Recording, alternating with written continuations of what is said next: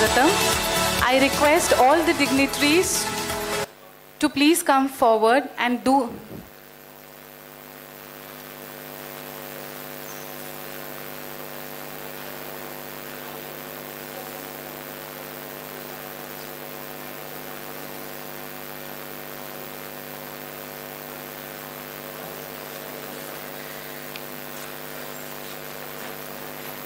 A warm welcome to each one present here. I request Mr. Mahesh Dabak sir, Dr. Anand Pandhare sir, Mr. Saket Chaturvedi sir, CMA Hemant Deshpande sir, Sanjay Pagare sir, Dr. Ajit Bandakkar sir, and Dr. Preeti Kulkarni to please come on the dais.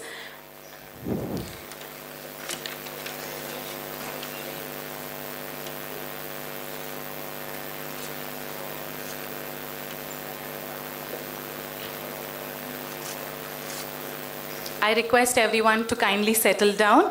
I request the dignitaries on the dais to join us for the lighting of the ceremonial lamp and evoke the blessings of Ma Saraswati.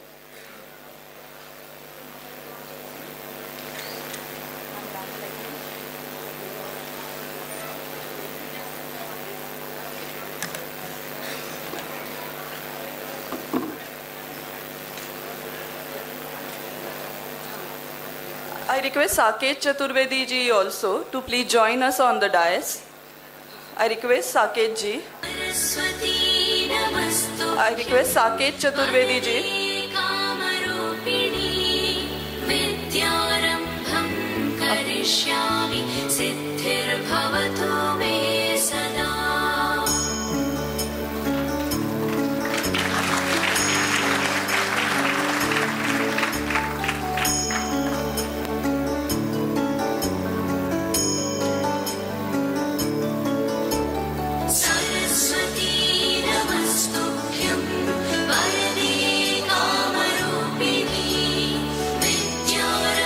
I request one student volunteer to please come forward for the Deep Prajwalan.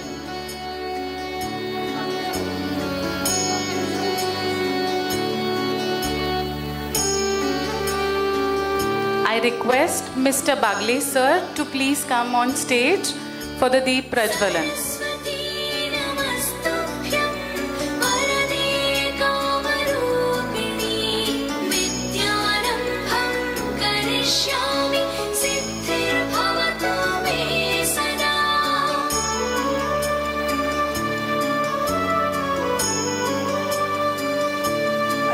The representative from Bank of Maharashtra, so please kindly come on the dais for the Deep Prajwalan.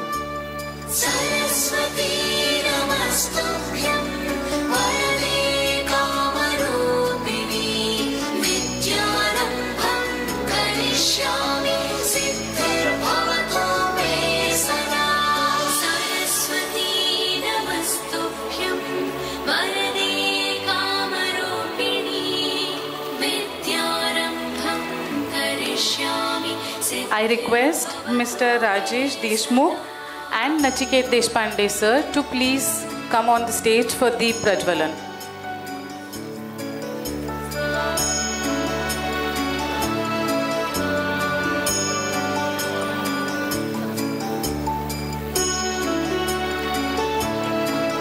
We are honored to have all the dignitaries on the dais to do the Deep Prajwalan and Saraswati Ma Pujan.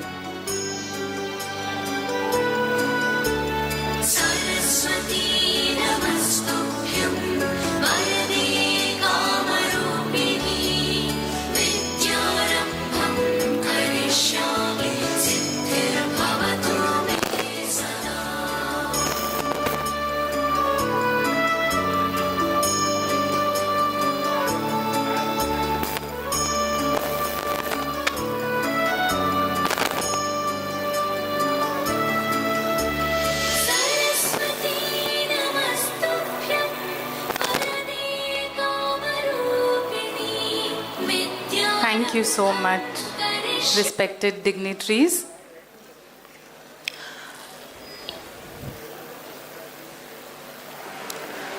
Swagatam Shubha Swagatam Mama Gruhe Tat Praveshena Sarvamangalam. Arthat, a heartfelt welcome to you all. With your arrival in our humble home, everything has become auspicious and joyful. I, Mrs. Aishwarya Kulkarni, your host for this inaugural ceremony, extend a warm welcome to each one of you to the CHME Society's Dr. Moonje Institute of Management and Computer Studies for the International Conference on Intelligent and Sustainable Innovation, ICISI 2025, a platform where tradition meets transformation and vision translates into action. Today, we are blessed to have with us a constellation of distinct leaders, stalwarts in the field of education, healthcare, policy making, and innovation, gathered to inspire and inaugurate a new chapter in DMI's and Dr. Moonje Institute's CHME Society's journey. It is our pleasure to welcome Mr. Mahesh Dabak Sir, member of Education Committee, Niti Ayog, whose strategic vision continues to guide India's sustainable development. A huge round of applause for Sir, please. We are deeply honored by the presence of Dr. Anand Pandhare Sir, President AIMS. Your commitment to sustainable healthcare and leadership is truly inspirational. We welcome you, sir. A round of applause, please. I beg your pardon. We have Nitinji Thakre here from Maratha Vidya Prasarak Samaj. He is heading that. I request Nitinji to please join us on the dais. Yes, a huge round of applause for sir, please.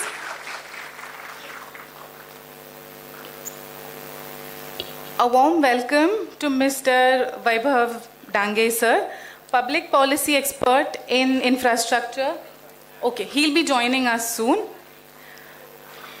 Also, we are deeply honored by the presence of Mr. Saket Chaturvedi, Chief Executive Officer, Hindustan Aeronautics Limited. A warm welcome to you, sir.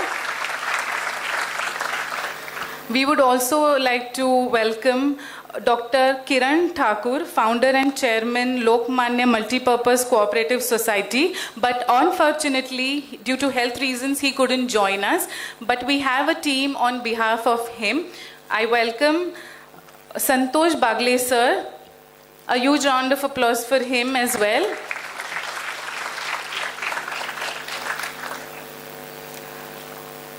Moving further, we have the backbones and the strong pillars of the CHME Society who have always guided and supported us and always had faith in us. We have CMA Hemanji Deshpande, sir, General Secretary, CHME Society. We also have with us Shri Sanjay Ji Pagare, Chairman, Nasik Division, CHME Society. We have Dr. Ajit Ji Bandakkar, Chairman, DMI, CHME Society. And of course, Dr. Preeti Kulkarni, Director, DMI.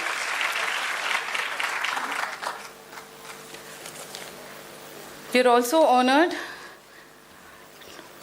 with the presence of Anand Pandhare, sir. A huge round of applause for him.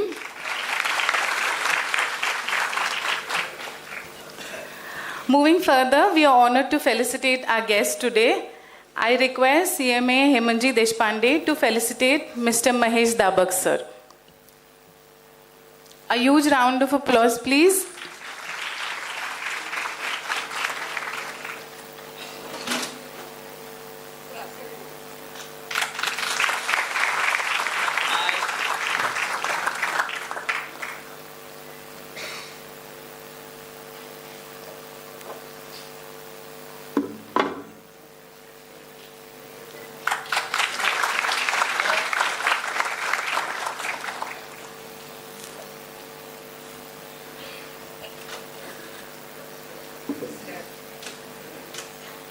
I request CMA Hemanji Deshpande to felicitate Dr. Anand Pandhare, sir. A round of applause for him.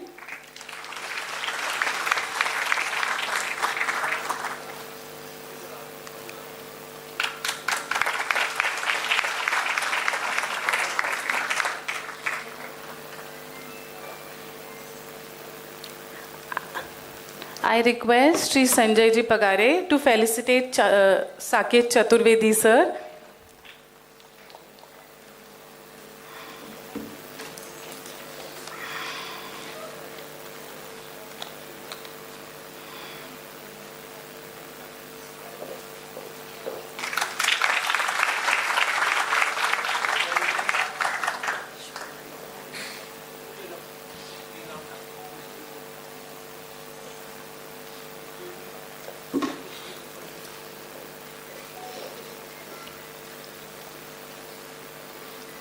I request Dr. Ajit Pandakkar sir to felicitate Dr. Nitin Thakre sir.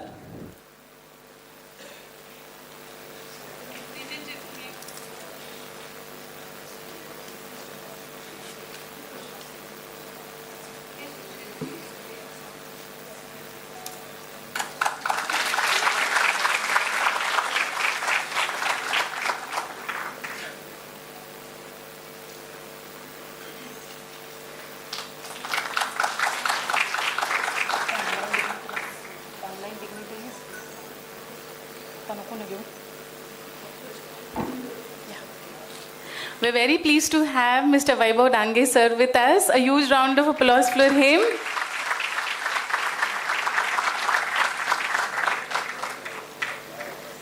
I request CMA Hemanji Deshpande to kindly felicitate Mr. Vaibhav Dange sir.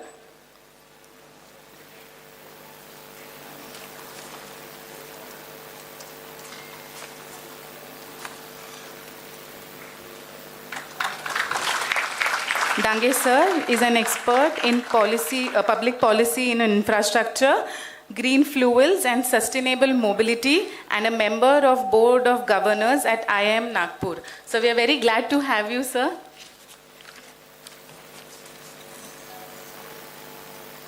I request this Power Park dais to kindly be seated. Innovation has always been the driving force behind human progress. But in today's world, innovation not alone is enough. It must be intelligent, and more importantly, it must be sustainable. As Albert Einstein rightly said, we cannot solve our problems with the same thinking we used when we created them. Today, that thinking must evolve towards intelligence and sustainability. With this vision in our mind, our conference this year is centered around the theme of intelligent and sustainable innovation. To set the tune of this today's gathering, I now invite Dr. Preeti Kulkarni ma'am, Director DMI, to propose the preamble address. Over to you, ma'am.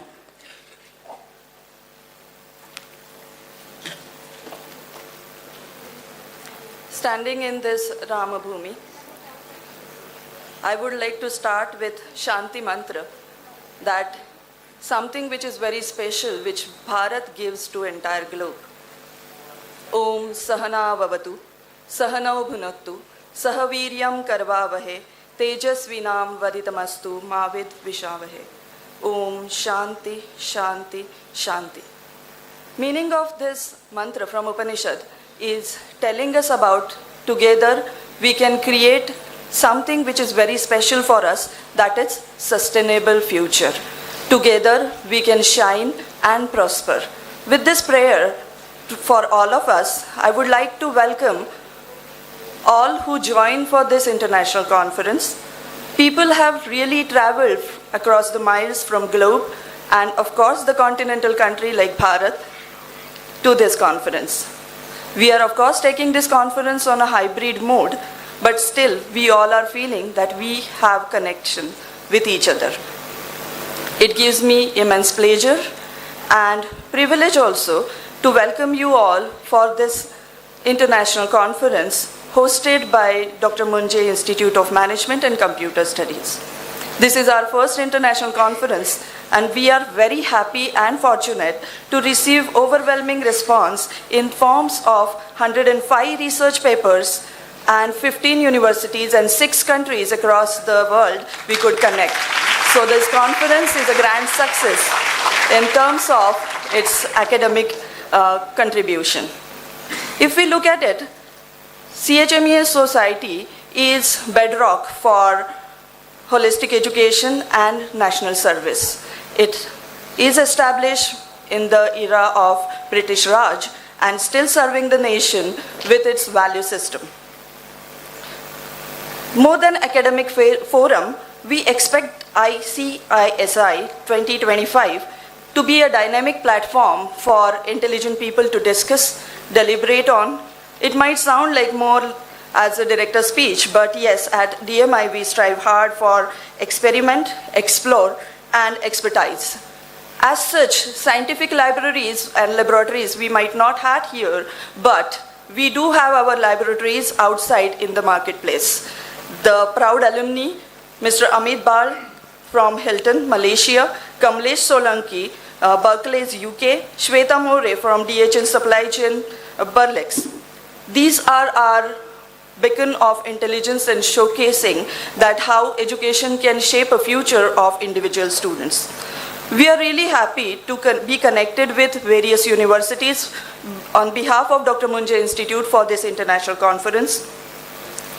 We are very much fortunate to have great personalities here for inaugural as well as for the deliberation for these 2 days. The conference will be for 2 days here at the premise of DMI.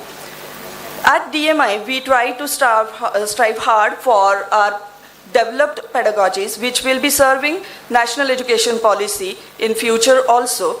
We are prepared in terms of capacity building and capability enhancement, like we are having courses run through project management institutions, CAPM course, then Harvard courses for case and simulations, as well as we are having bridging the gap with communication through Cambridge. So our students are not only gaining their knowledge from Savitribai Phule Pune University, but they are getting information, intelligence and preparedness through these various renowned institutions even.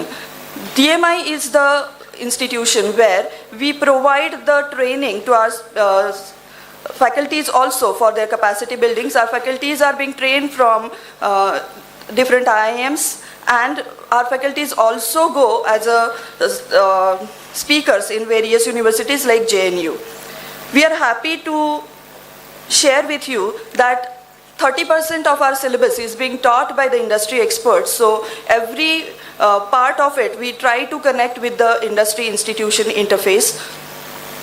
Here, this international conference, when we spelled it out in the society, we could get the sponsors, and I'm very much thankful that they are instrumental for making this conference happen and successful. I'm thankful to Lokmanya Multipurpose Cooperative Society as a main sponsor, co-sponsored by Bank of Maharashtra, Rohan Travels as a logistic partner, and hospitality partner, Shantanu Deshpande ji.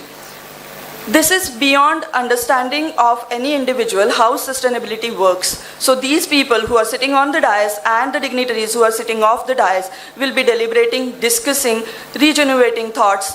This will be a conference which will be giving real thought for the mind to think about and develop various things which we are planning for our better tomorrow.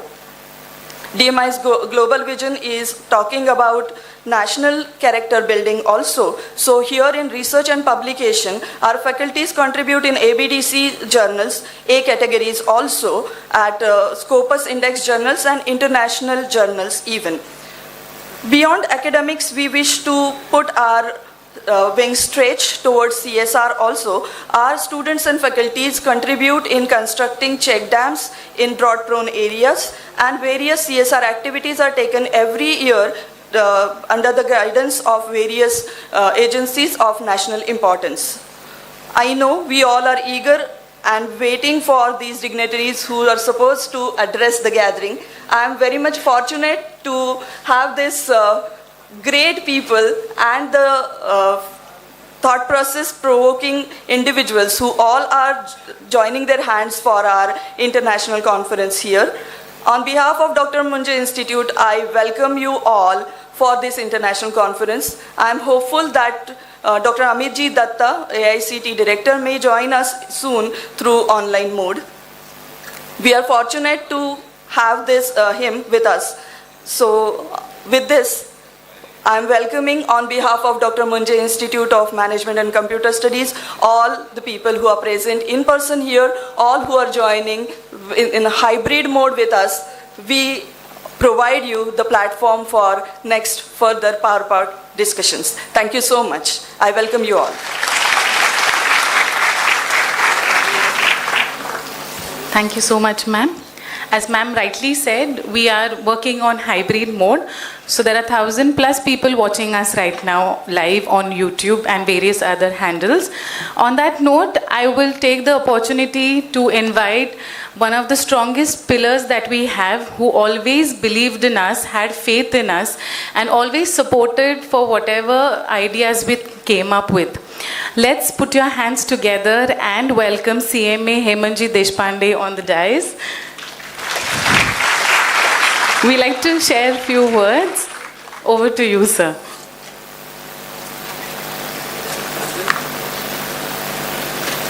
Namaskar. It is my privilege and honor to welcome you all of the International Conference of Intelligent and Sustainable Innovation, ICISI 2025. Proudly hosted by Dr. Moonje Institute of Management and Computer Studies under the leadership of Central Hindu Military Education Society, CHMES Nasik. We are deeply honored by the presence of honorable dignitaries who have blessed this program. Shri Maheshji Dabak, National Vice President, Bharatiya Shikshan Mandal and member of Niti Aayog. Dr. Anand Pandare, President of AIIMS Nagpur. Shri Vaibhavji Dange, Public Policy Expert of Infrastructure, Green Fuels and Sustainable Mobility. Dr. Kiran Thakur is not here, but his representative Mr. Bagwe is here. Dr. Amit Datta, AICTE Director, online. Dr. Paragji Kakar, he is also online. He is a Pro VC of SPPU. Dr. Bharatiya Maitri, Bhimrai Maitri sir, he is a Director of IIM Nagpur, he is also in online mode. Dr. Sachin Kamre, Professor of Digital Transformation of EDHCC Business School, France, he is also attending online. Professor Neil Bendel, online, he is Associate Professor, Terry College of Business, USA, he is joining with us. Advocate Nitinji Thakre sir, he is the General Secretary of NDMVP College, all CHME management members, dignitaries, students from across India and abroad. Your participation adds immense value to this platform, and we are grateful for your support. Founded over 88 years ago, Dr. Dharmavir Balakrishna Shivram Moonje, he is the founder of Central Hindu Military Education Society, has always focused on building disciplined, value-driven leaders.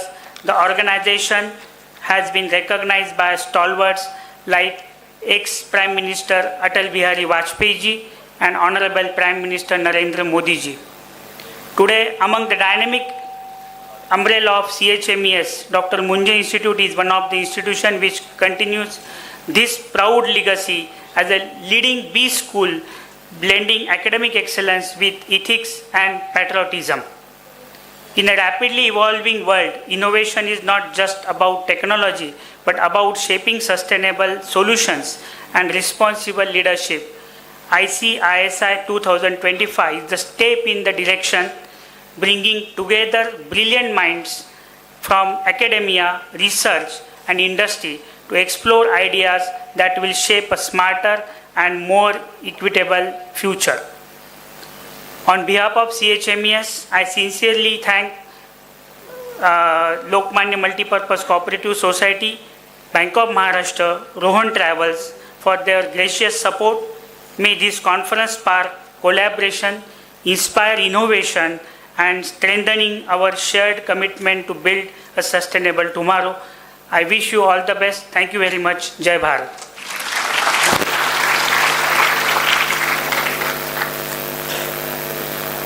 Thank you so much, sir. Shri Milind Vaidya sir, Secretary CHMES Society, couldn't be with us here today, but he has sent a small message which I would like to read out. Namaskar to all. Though I am unable to be present in person at the inaugural of ICISI 2025, my heart is very much with you on this proud occasion. This conference is a reflection of CHMES Society and Dr. Moonje Institute enduring mission to blend tradition with modernity to nurture innovation anchored in ethics, sustainability, and national service. I wholeheartedly commend the tireless efforts of our organizers, faculties, students in creating such a vibrant platform for dialogue and collaboration. My best wishes to all the participants. May ICISI 2025 ignite ideas, inspire partnerships, and lead to contribution that strengthen both society and the nation. He's also written something in Hindi which I would like to read out. एक सपना हकीकत बने, हर विचार असरदार बने, इस सम्मेलन से निकले ऐसा प्रकाश जो भारत को और मजबूत और विश्व गुरु बना दे. I think that goes for a round of applause for him.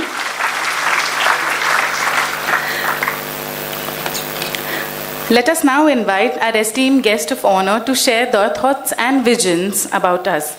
I first request Mr. Mahesh Dabak sir to please come forward and share his thoughts.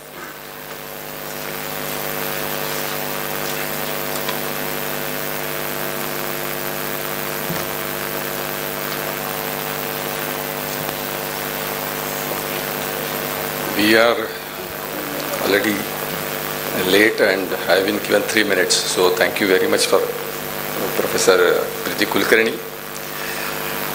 On the dais, CMA Hemanji, Anant Pandhare ji,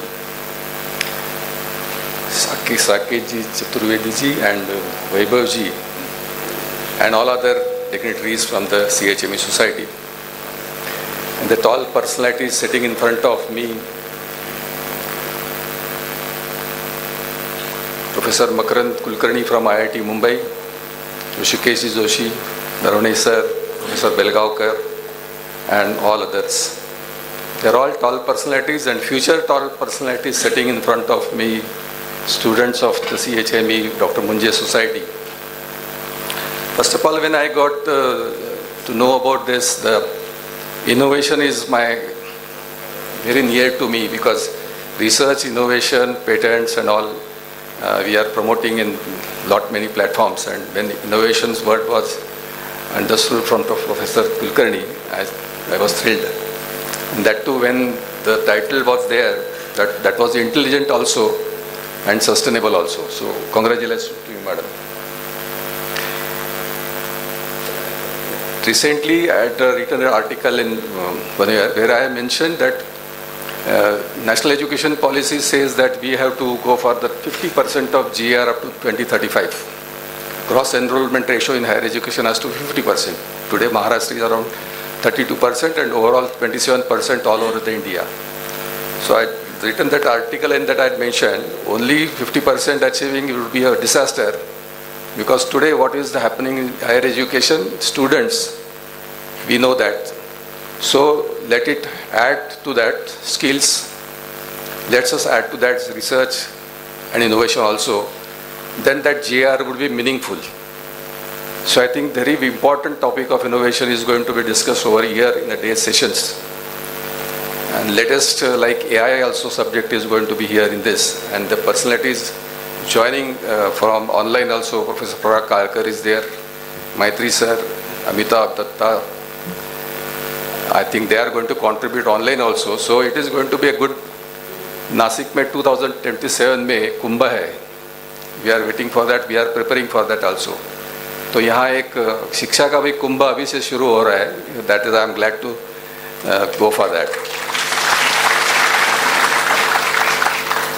So within the time frame of 3 minutes, I only say good wishes to all of the participants, students and all, because ये कुंभ में जो शास्त्रार्थ होने वाला है वो सबके आपके लिए बहुत बढ़िया होगा, because your future will be based on this only, that to innovation. So My best wishes to all of you.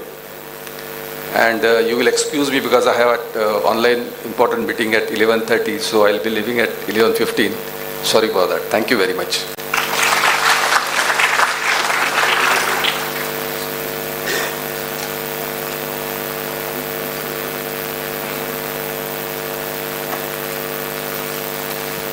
Thank you so much, sir.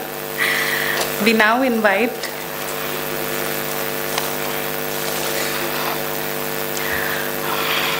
invite Dr. Anand Pandhare, sir, to please share his thoughts.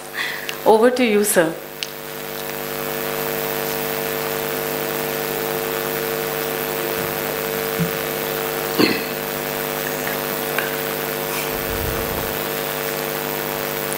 Good afternoon. Good morning, rather. I'm a little scared after Mahesh Dabak finished his speech in a very crisp manner. I remember in my 6th standard, I was given 3 minutes to speak on Lokmanya Tilak. And those 3 minutes were like 3 hours for me. I did all the drama during 3 minutes. I forgot. I spoke erratically. Finally, what I did is my sister was sitting in the front row and her turn was after me. So I picked up her draft of speech and narrated that. So we both lost our numbers. So 3 minutes is a big time. So dignitaries on the dais and off the dais. I will not name everybody because I only have 3 minutes. So I was questioning myself, how am I qualified in this conference on the dais? I have not invented any code. I have not designed any app. Neither I am into the invention of any 5G, 6G, nor even Haji, Sarji. So then when I was speaking to Mr. Dabak, I realized that it is my institution's work which is giving me this honor. And the institution which I belong, Hedgewar Hospital and Sri Guruji Hospital in Nashik,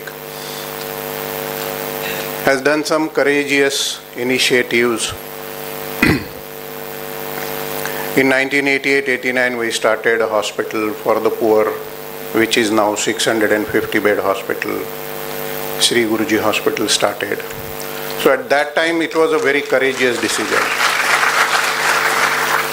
Because nobody was ready to join together for the poor people without profit sharing. So that is even today the motto, more so. So that was a courageous decision and the initiative. Then we started blood bank, then a lot of other activities and then an opportunity came from Assam.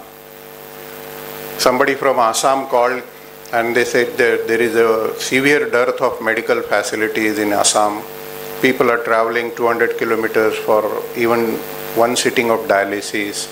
They are paying 7,000 rupees for a dialysis every alternate day. And that call became converted into a big institution coming up in Assam. Today we have a 350-bed full-fledged hospital in Assam.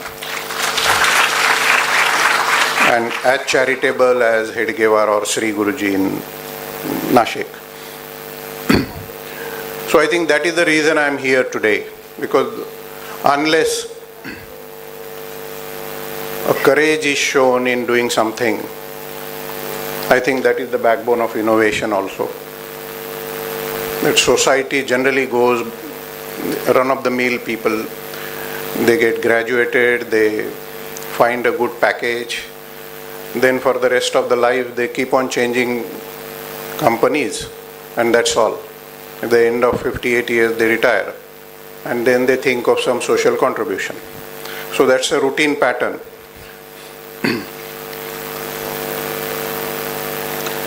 So unless in innovation also, when I am sitting here, I feel Bhosla is also a sustainable innovation in 1937 to start a military school in view of preparing young students for the military or disciplined students.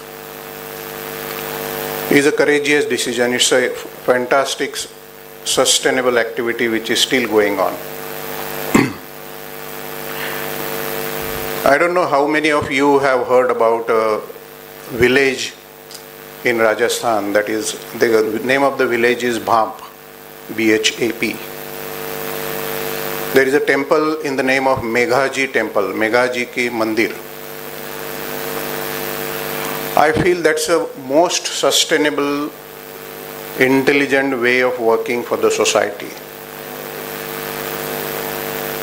In that village there used to be a drought, nobody was ready to stay in the village. So a man started digging a lake in the nearby place so that whenever rains can shower, the lake will provide water. So he single-handedly kept on digging a lake for 10 years. And today, after 500 years, that lake is providing water to 77 villages around. I think you take Bhosla or this Meghaji. Meghaji was the name of the person who did that. The temple is in his name. So if we are looking at anything sustainable, it has to stand to the time of test. May it be innovation, may it be anything else.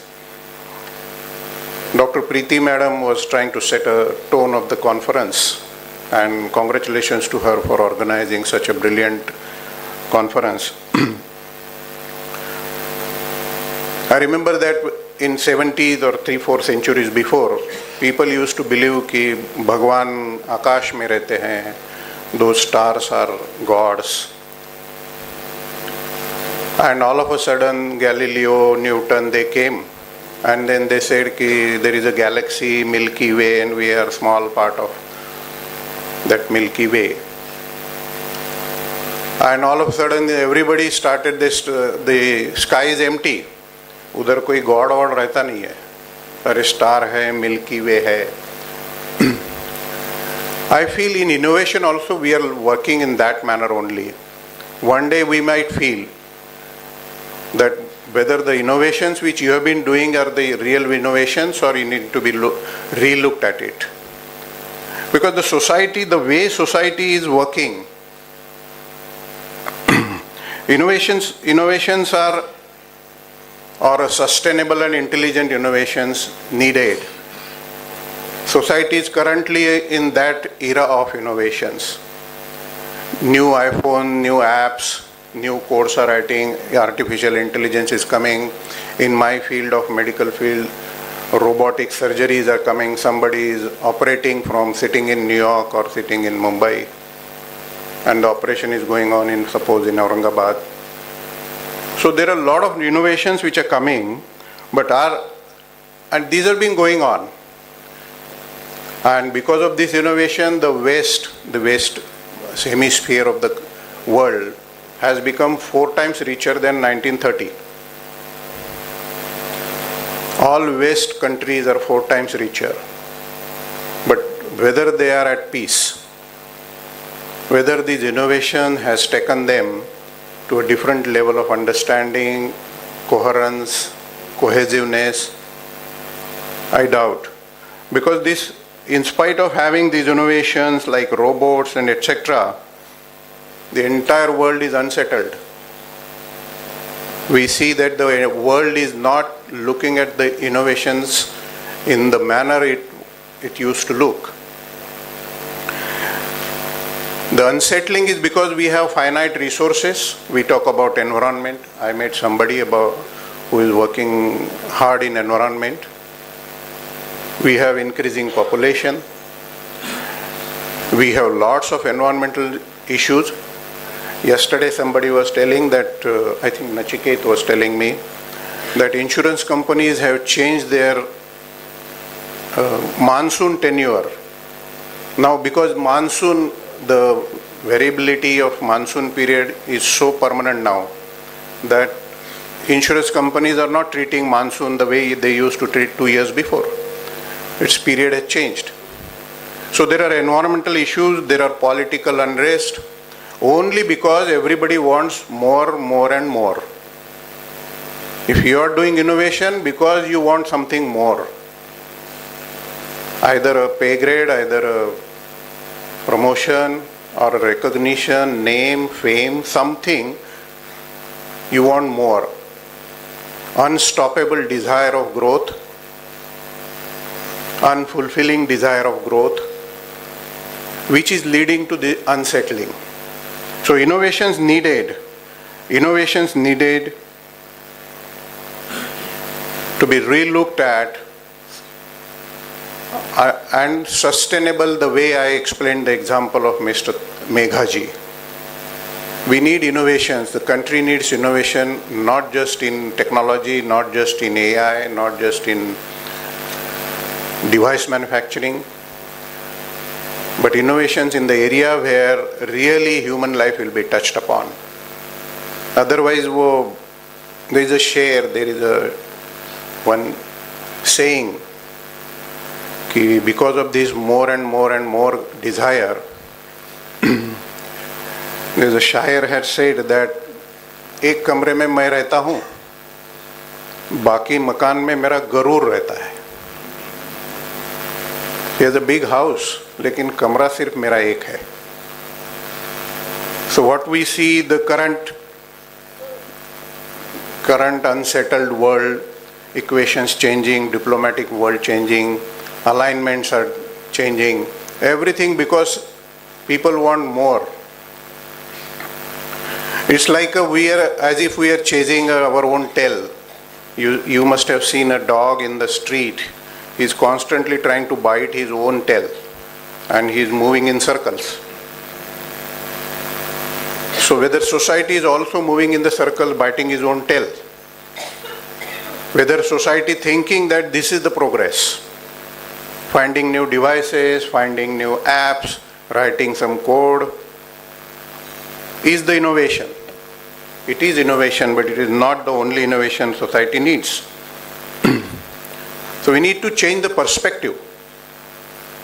Especially the people sitting in this room, people from this country, need to change the perspective of innovations, which kind of innovations will impact society on a larger scale.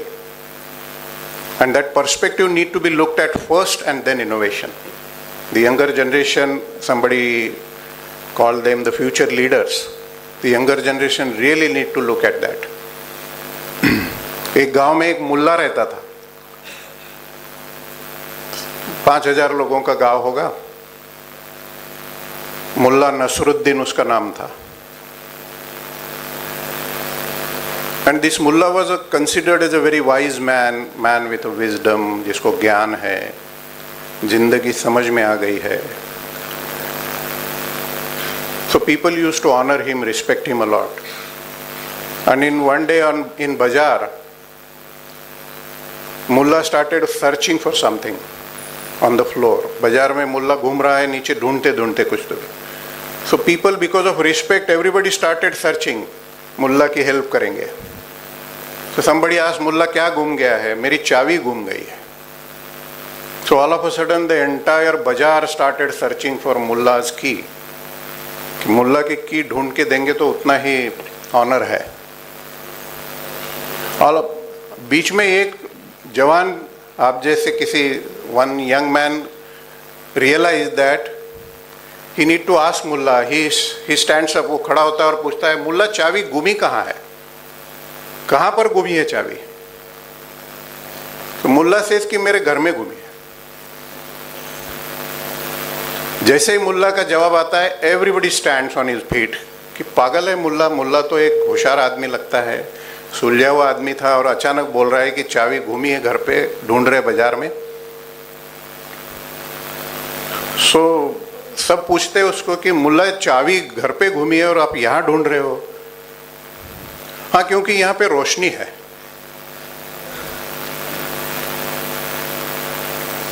So we need to find our own, where we have lost the key, at home or in bazaar. Innovations in bazaar will only create a bazaar. चाबी तो घर पे है. So my request to all the young leaders to look at innovation in a different perspective. It's just for the perspective, because I'm not qualified to speak on sustainability, intelligence, neither on innovations. I'm a doctor who is busy working for the society. So I conclude by saying, जो मैंने शेर कहा, एक घर में मैं रहता हूँ, बाकी मकान में मेरा गरूर, वापस ले आया डाकिया मेरी चिट्ठी, वापस ले आया डाकिया मेरी चिट्ठी, बोल रहा था पता सही था मगर आदमी बदल गए हैं. Thank you very much.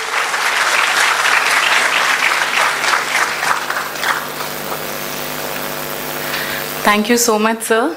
Your 3 minutes has changed our perspective towards sustainability. Also, we have known in those 3 minutes that you're a very joyous personality, and time management is also very important. Thank you, sir. Now we have with us online mode Dr. Sachin Kamre, all the way from France. I request the audience to applaud. We welcome you, sir.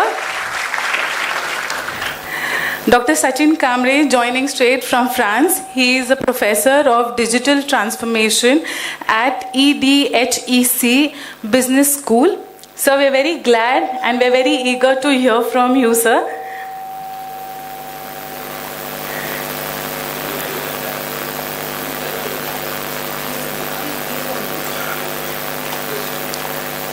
So Adi, are we audible from this end? Yeah, I think, sir, you're on mute from your end. Could you please check?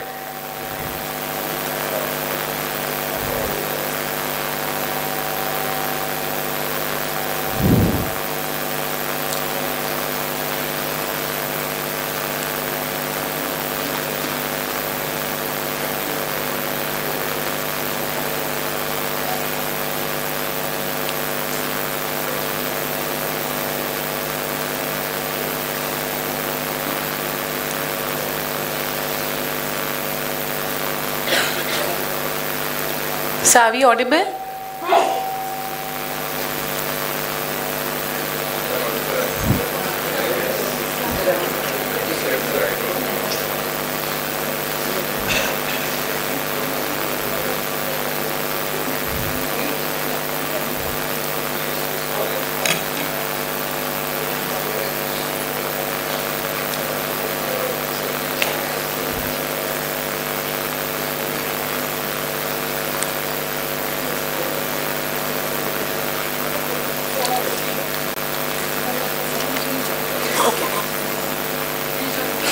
We'll wait for a few moments. He's rejoining.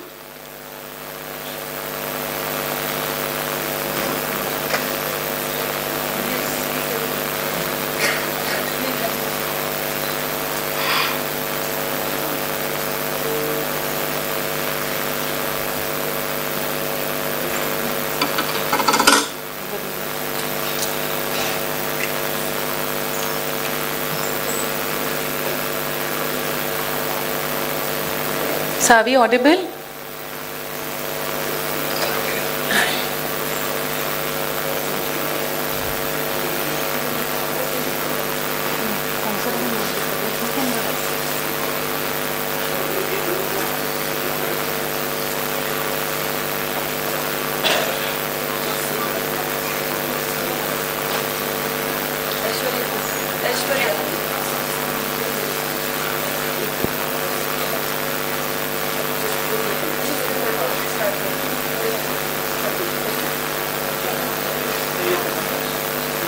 I request Mr. Vaibhav Dange to please come forward and share his words. A huge round of applause for him.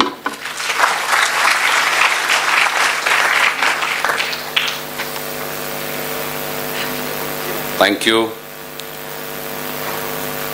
Namaskar, good morning to all.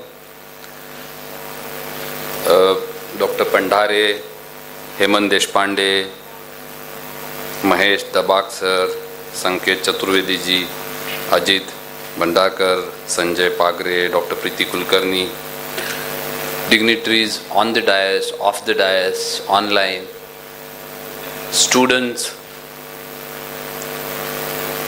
First of all, thank you for inviting me to share my thoughts on issues we all, in a way it's very close to all of us, innovation, sustainability. But as Dr. Pandhare say, very few of us, including me, understand these issues, innovation and sustainability. Whenever we talk about innovation, the only innovation that comes to our mind is some scientific innovation, research and development happening in some scientific or engineering or some mode or something. But as Dr. Pandhare said in his speech, innovation is not only about coming up with scientific solutions. And since we are sitting in a management institution, I think more we require are the innovation leaders than the scientists alone. Of course, scientists have their own role to play, and most of these scientific innovations will happen through the scientific studies and research and development. But equally important is the innovative perspective of our leadership in wherever we work, wherever we do. I come a background from a public policy and infrastructure from last 10-15 years. And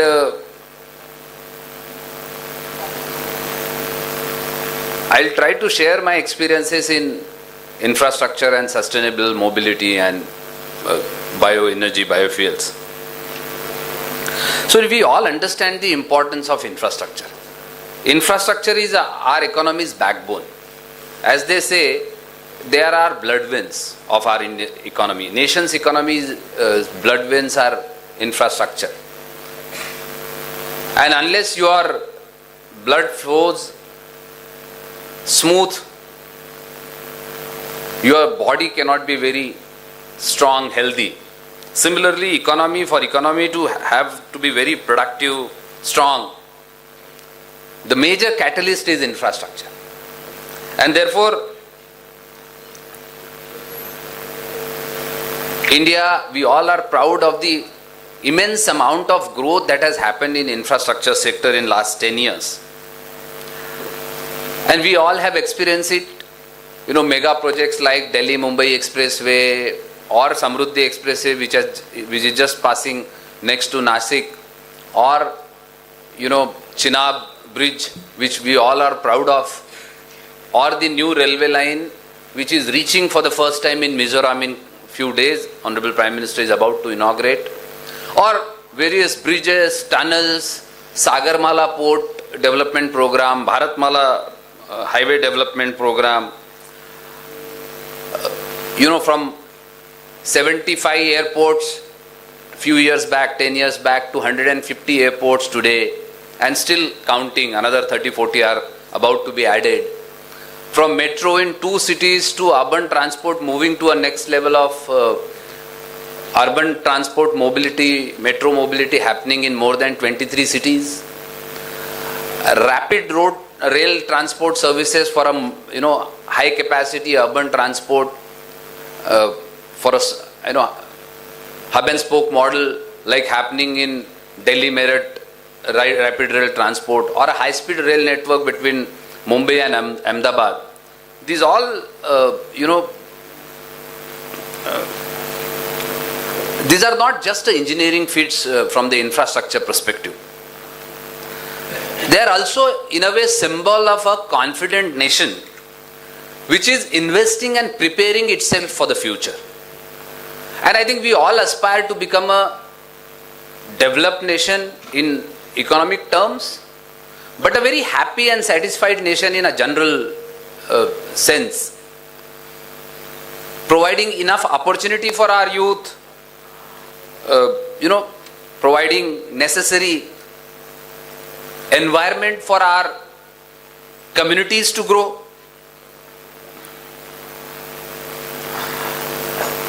See, this transformational journey that has happened which has been a very remarkable in terms of, not only in terms of speed and scale, but it is also important that how innovation has been embedded in this entire infrastructure growth. Today we talk about Chenab, bridge. These are not alone engineering innovation. Tunnels that are being built. You must have heard of Atal Tunnel in between Manali and Lahore Spiti. Building tunnel at that height has been for the first time in the world. Or a Zojila tunnel which is being built, or a Chenab bridge that is being built. It's bigger, it's taller than the Eiffel Tower. So all these engineering feats are not alone the innovations in engineering, but that's also a testimonial to the innovations that have gone into thinking big, thinking differently, thinking out of box. And I think that is the crux of innovation. As Dr. Pandare was saying, taking risk, thinking which nobody is normally thinking is something is in a way real innovation. The innovation starts from there. I always share an example. We all are very grateful to one of the greatest scientists India has produced, Dr. APJ Abdul Kalam. And he was a great scientist, there is absolutely no doubt in anybody's mind. But along with being a great scientist, he was a great scientific leader. And therefore he had that big picture in mind, which he could see. And that's why India could become a power in whether it is missile technology, whether it is similar cryogenic technology. So there were hundreds of scientists who were probably far superior in their own sense, whether it is for material engineering, whether it is for cryogenic engineering, whether it is aerodynamics, whether it is missile specific payload technologies, or variety of those technologies. But he was able to give them a bigger picture, but allow them to focus on their own work. And that's why a complete jigsaw puzzle was put together. There were probably 40 laboratories working on India's missile technology. But everybody came together, put together their own innovations, and a bigger picture was built. We all have played jigsaw puzzles. एक टुकड़ा भी गलत बन जाता है तो jigsaw puzzle पूरा नहीं होता है. And that's where Dr. APJ Abdul Kalam's contribution, like leaders from the, scientific leaders, is very critical. I think sustainability today is not only about recycle, reduce and reuse. It's beyond that. Sustainability is not a choice anymore, nor a fashion anymore. Sustainability has become necessity. Whether it is building infrastructure. So for example, today we are talking about most of our Indian cities, or probably most of the global cities, faces a congestion and a traffic issues. Now tomorrow whole of the world decides to convert all these vehicles to an electric vehicle.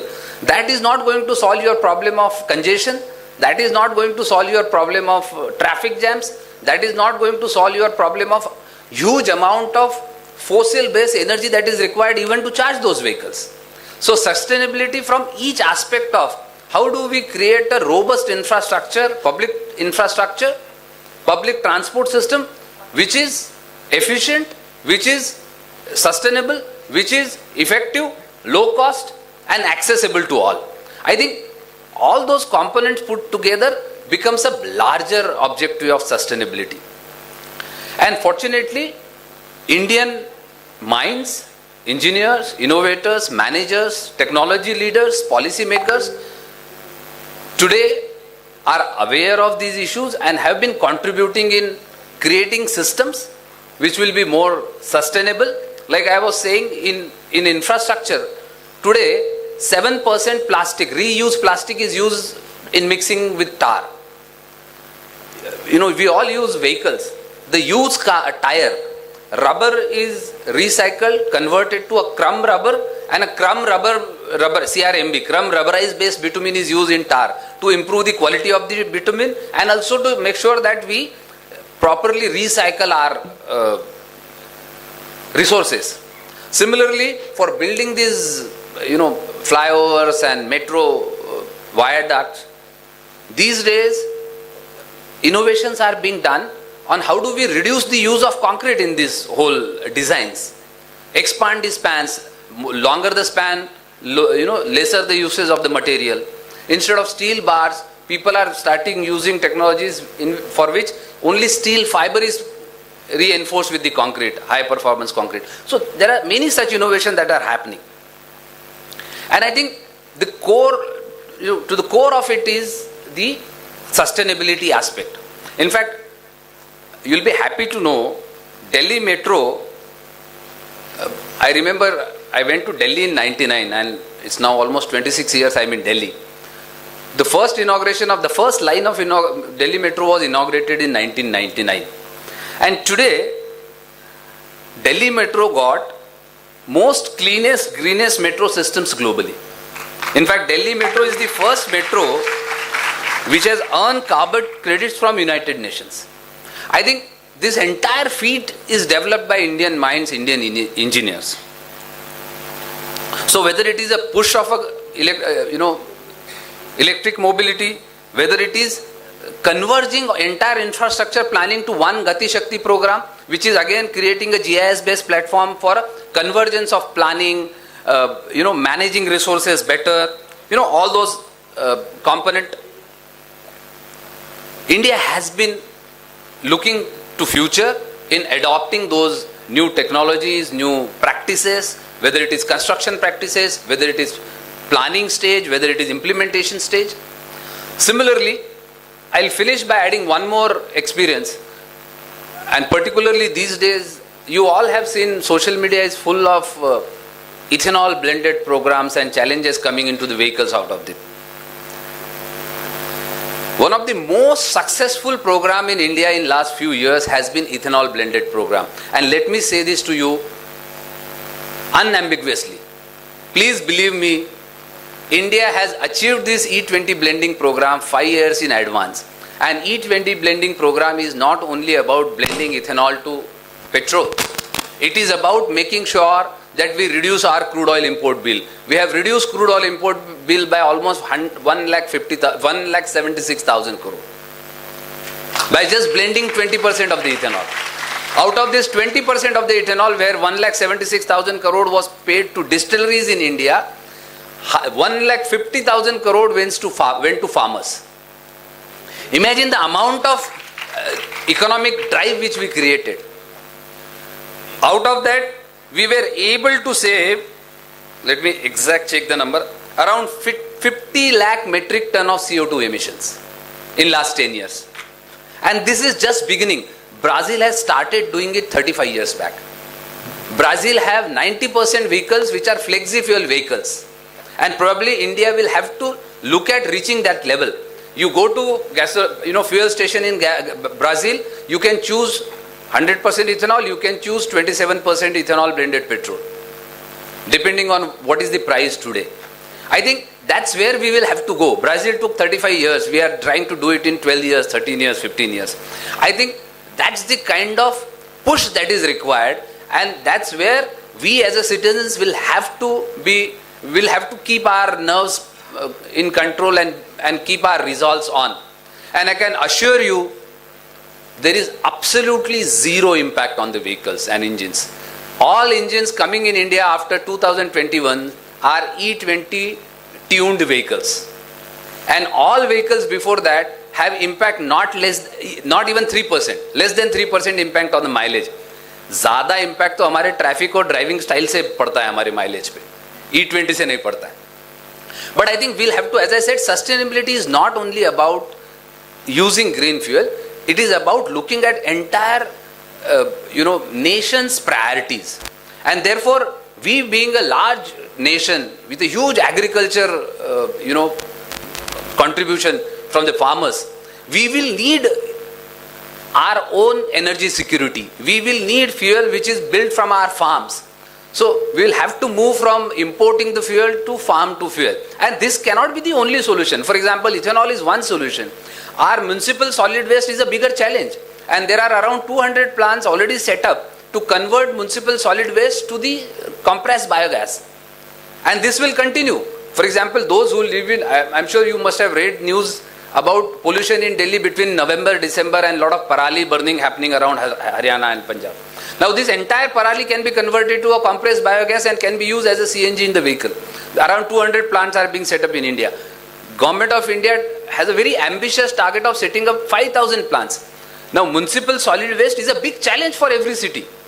Even city like Nasik, you are supposed to host Kumbh in few years. The biggest challenge for any such kind of bigger event is the management of waste. So, segregation and management of waste.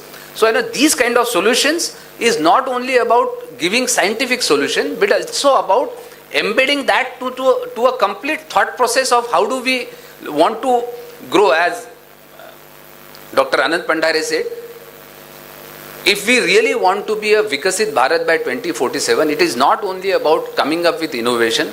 We'll have to come up with innovation to create employment opportunity. We'll have to create innovation to reduce our energy dependency. We'll have to create innovation and bring in sustainable practices to reduce our energy consumption. We'll have to create, all sort of solutions we'll have to create. And I think that's the biggest opportunity for the youth sitting here.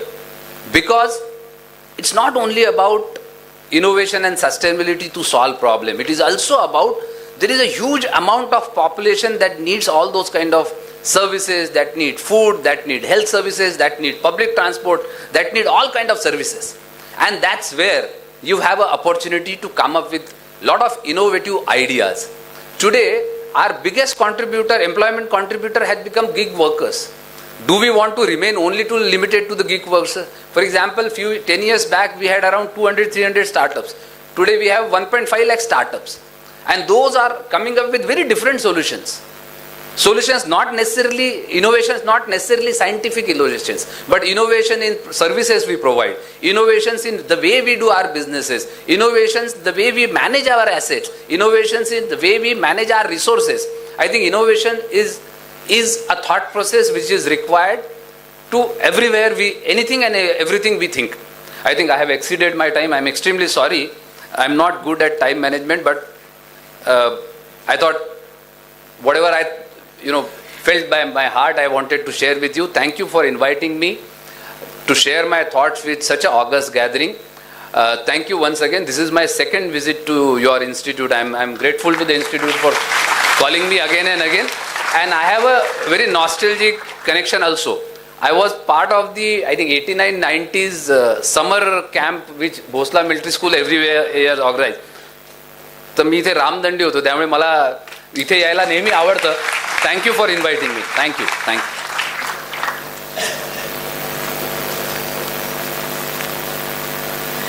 So thank you so much. We are very proud to have you here as a Ramdandi, and also for giving us Ramdandi, and also to make us proud to be an Indian with all the sustainable thoughts and innovation that the government has been doing.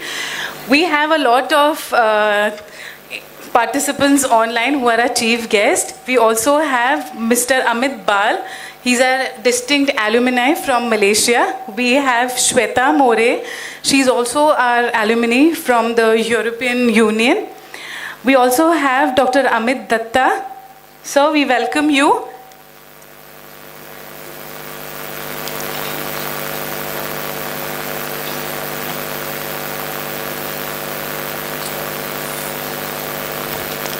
Sir, a very good morning. Dr. Amit Datta, he is the director of AICTE, Technology of Education. So we're eagerly waiting to hear from you.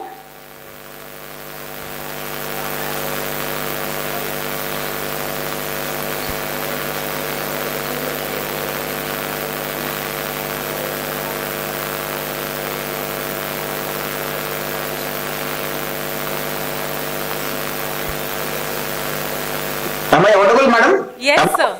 Yes, sir. Yes, sir. Sir.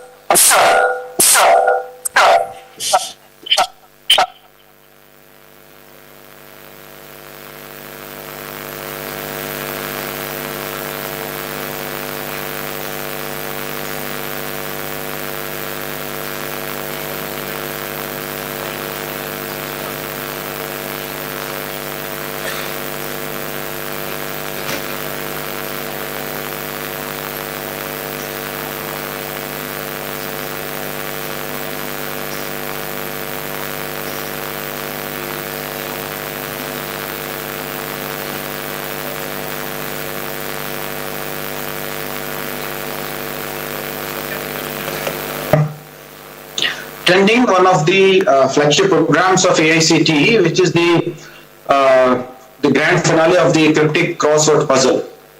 So the word which you have coined in this conference, particularly the sustainability and the intelligent innovation, which is been actually envisioned in the NEP 2020 also. If you have gone through the documents, I have the distinguished guest has already been deliberated on that. I'm a little bit late to joining this event. Kindly excuse me for late joining.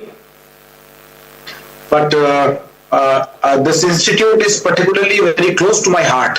So I don't want to miss the opportunity to remain present. And I'm really thankful for giving me this opportunity to join this August gathering. So it's really a proud privilege to speaking with the experts, those who have joined us today, even from all across the world. The AICTE, you might have aware, this is the regulatory body for norms and setting body for the entire technical education, and our role and responsibility to regulate the technical education and management education of India. So our undivided focus is really to upbring the quality education and creating a complete ecosystem for the quality teaching, learning, and now we are also ensuring the learning outcomes.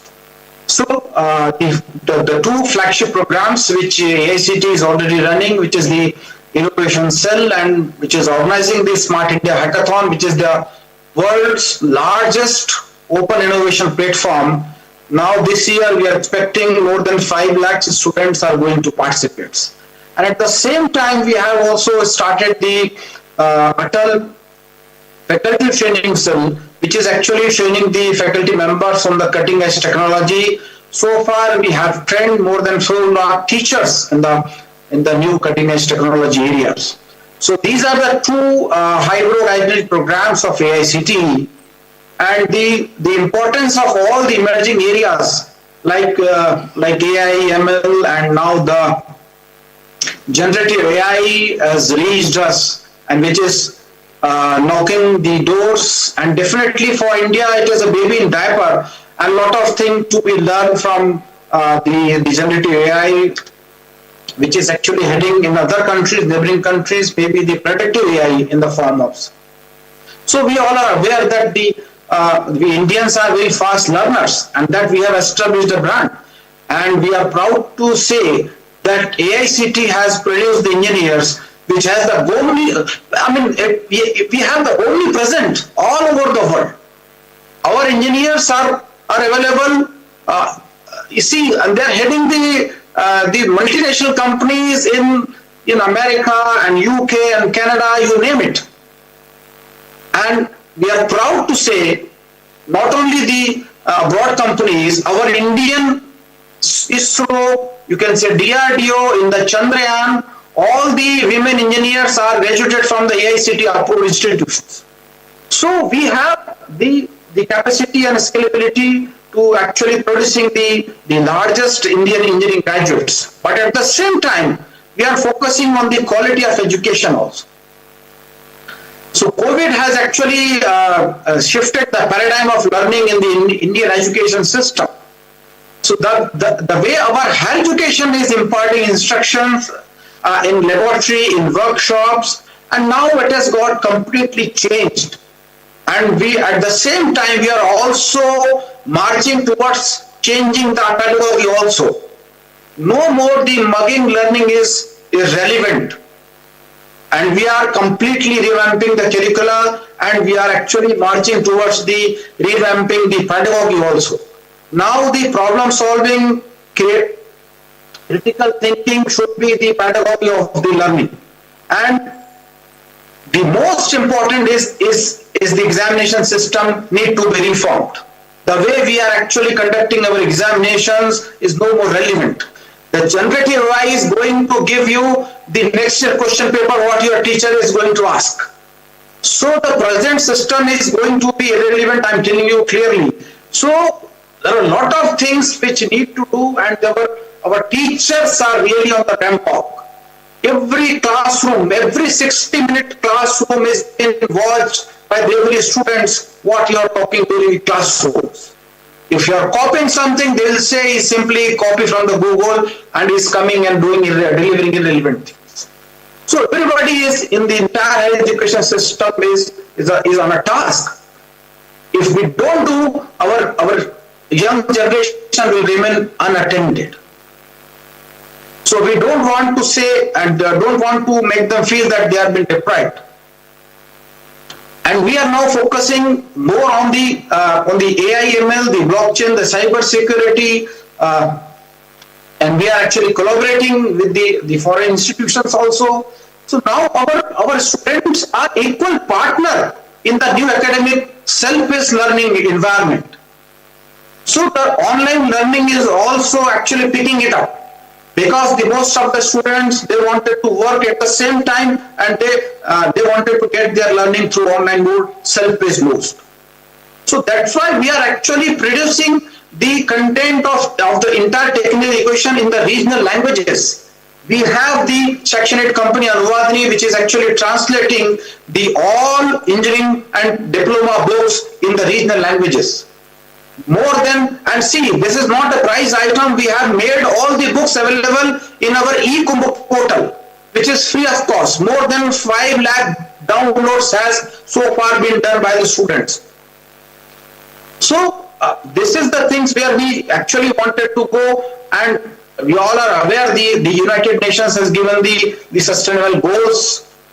So more than 11 goals are talking about the higher educations.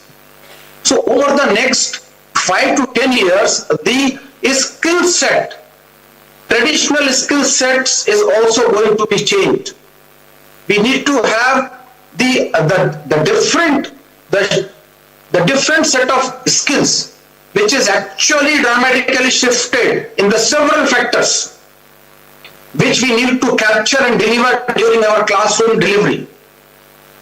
And my previous speaker has already mentioned the rising importance of the in-vehicle software. See, every vehicle is now become the computer, and connected with the autonomous cars increases. Now we can see in the advertisements also ADAS 2 system is now coming. So the need of digital talent putting in OEMs worldwide in direct competition with our Silicon Valley and our neighboring countries, the digital giants they call themselves. So we are facing a huge challenges, and at the same time the clarion calls has been given by our prime ministers. Last week only, Swadeshi Apnao. The India should become the self-reliant. The only mantra is to use the Swadeshi.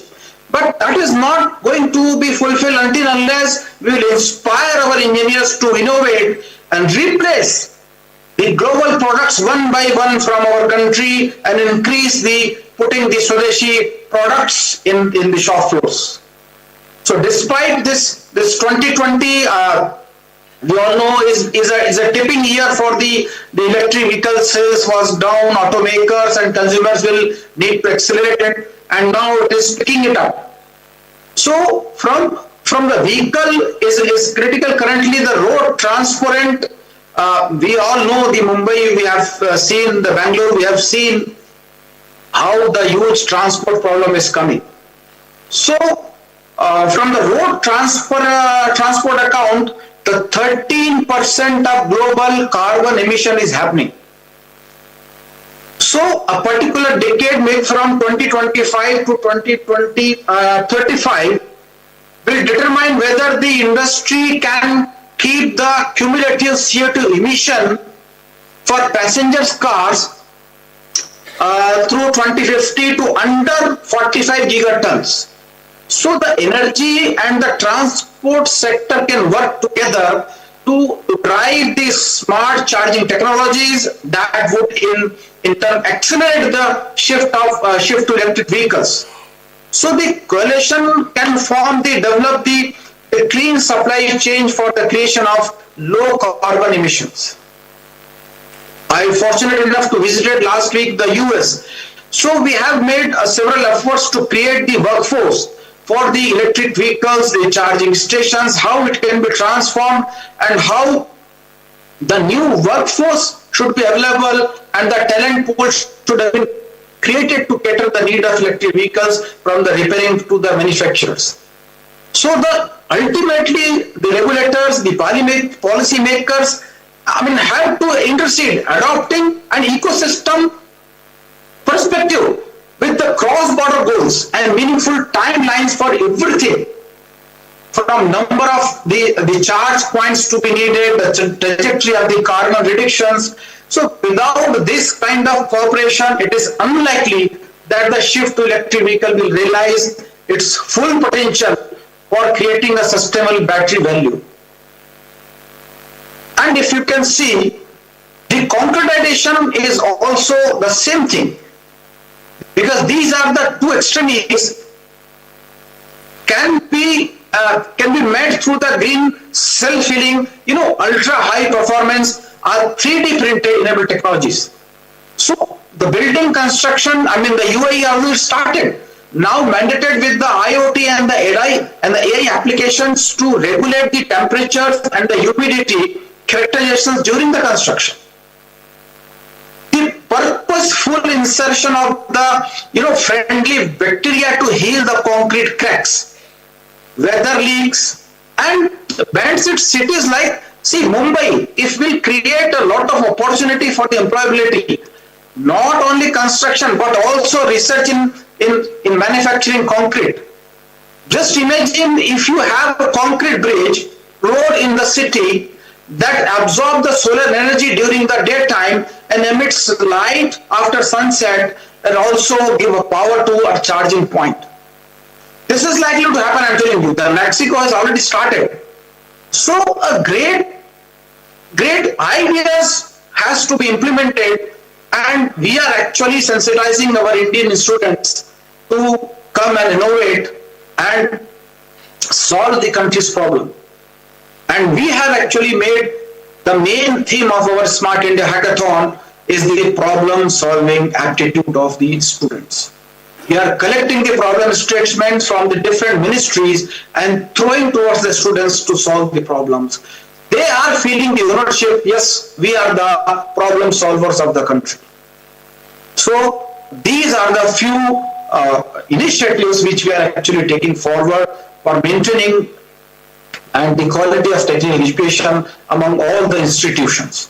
And we are actually trying to give the support in our research system also. AICTE is also giving the financial assistance to the doctoral fellowship and the postdoctoral fellowship. We are trying to create a national priorities on the research. These are the national priorities of the research where we are going to fund on the priority basis. And at the same time, we are also trying to handhold the students.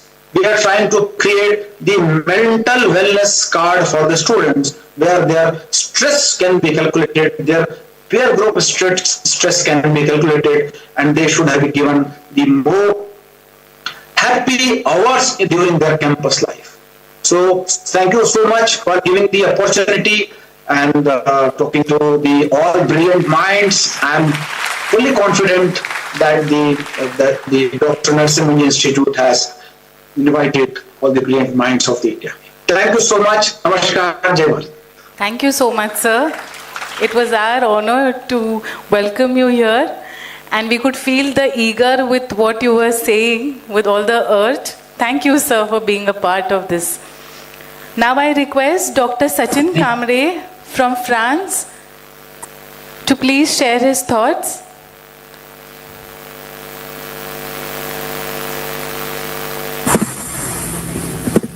Good morning. I hope I am audible now. Yes, sir. Yeah. So sorry for the inconvenience. There was some technical glitch before.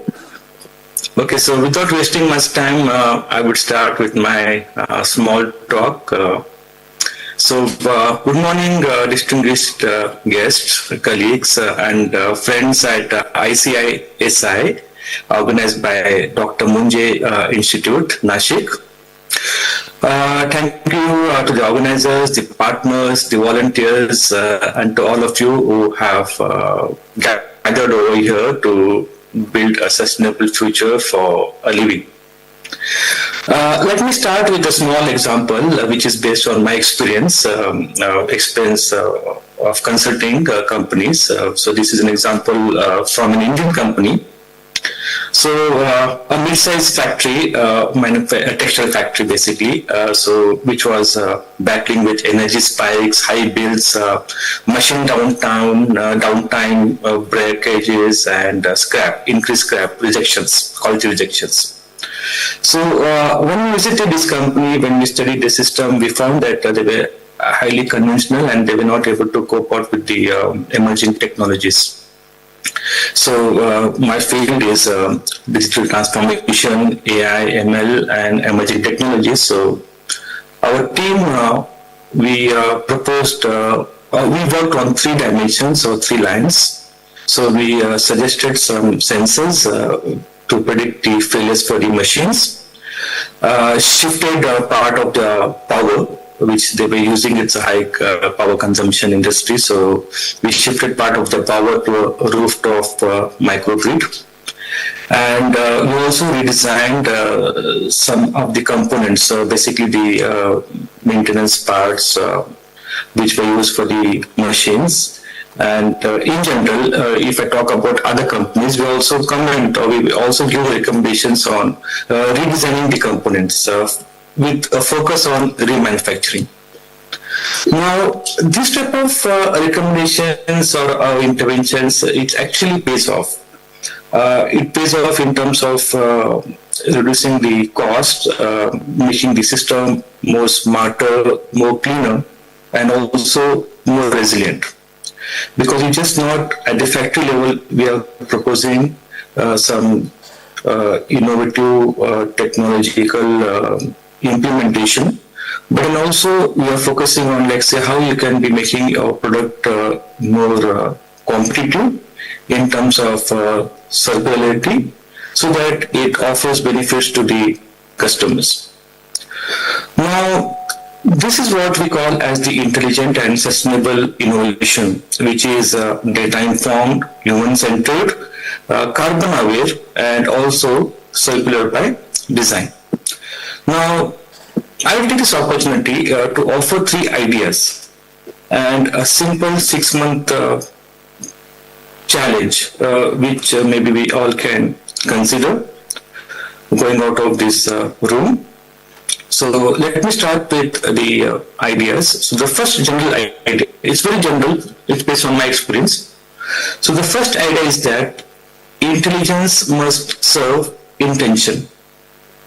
Now, because of this mad rush for AI and let's say the automation, many companies have just without any purpose, they have started implementing the intelligence systems. But then the study shows that, like, say, if at all, if there's no purpose, there's no objective, what is that you want to really achieve? And you just want to go on implementing some systems. Like, say, for example, you heard that, like, say, the sensors. Okay, so sensors can be used to collect the data, and then maybe this data can be used for making predictions. I have seen some companies, there are some companies wherein, like, say, they have implemented the sensors, but then they're not able to work on the data.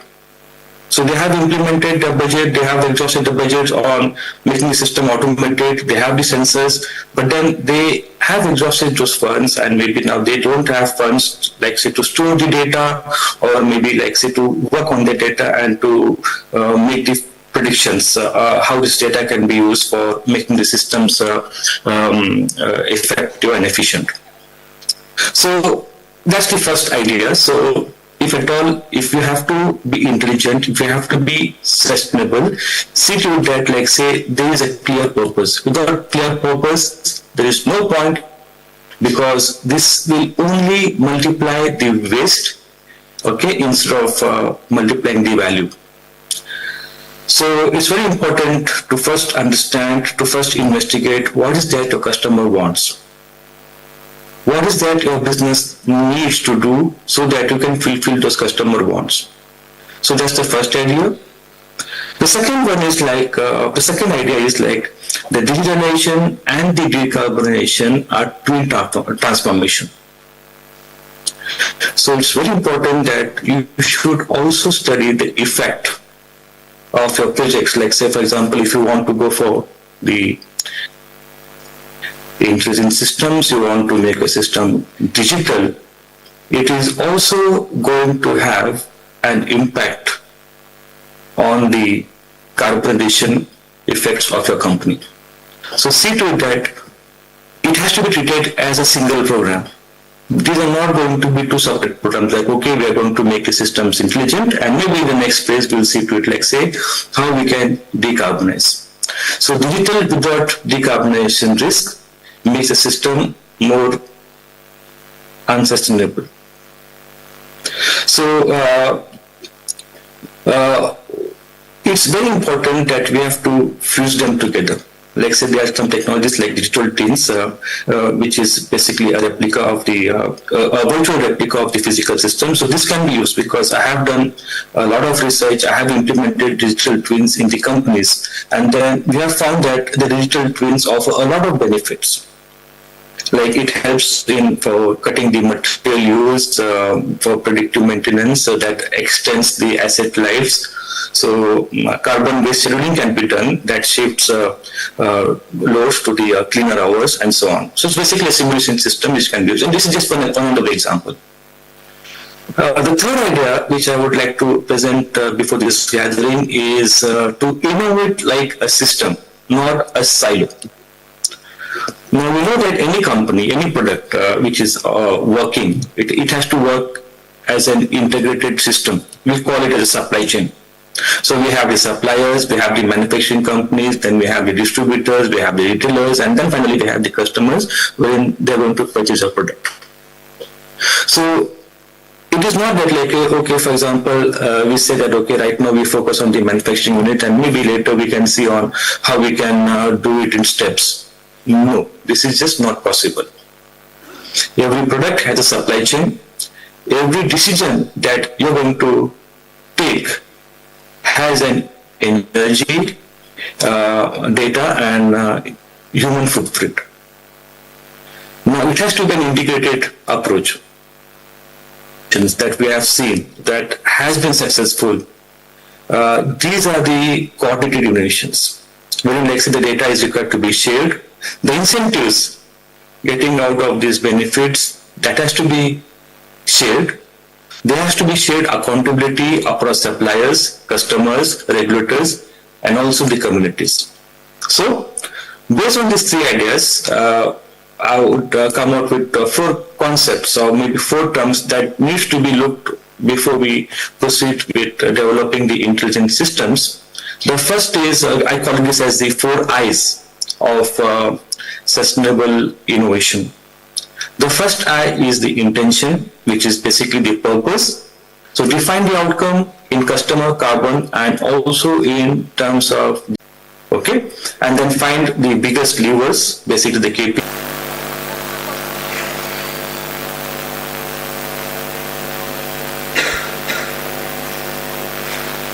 Recording in progress. What doesn't. So you have to be very quick in making the iterations. So we have seen, like say, previously when companies were innovating, like say, for example, if you take a case study of BMW, the innovations took 5 to 6 years from one model to the another because they used to put a lot of effort, and the innovations were supposed to be highly tangible and and visible. But now that's not the case. You have to be continuously innovating. It has to be in steps. Okay, so there's no point in waiting for 5-6 years. So it has to be very quick. You have to have quick iterations. You have to measure it, work on what works, kill that does not work. So these are the 4 I's. I repeat once again: is the intention, is the insights, is the integration, and the iteration. Now, whenever we have to proceed with the implementation, so this is what we suggest to our companies, that don't spread your implementation, like say, it has to be focused. Okay, so don't take multiple projects. So pick one product line at a time and then work on it. So that, like say, when you're proceeding with this project, with this implementation, it should not hurt the functioning of the other processes. Okay, so select one and cut its material intensity measurably through redesign, remanufacture, or maybe, if possible, through substitution. Select a project or maybe an area at present, to digitalize, so then, which is presently a loss-heavy process. Okay, so don't focus on making a profitable line more profitable.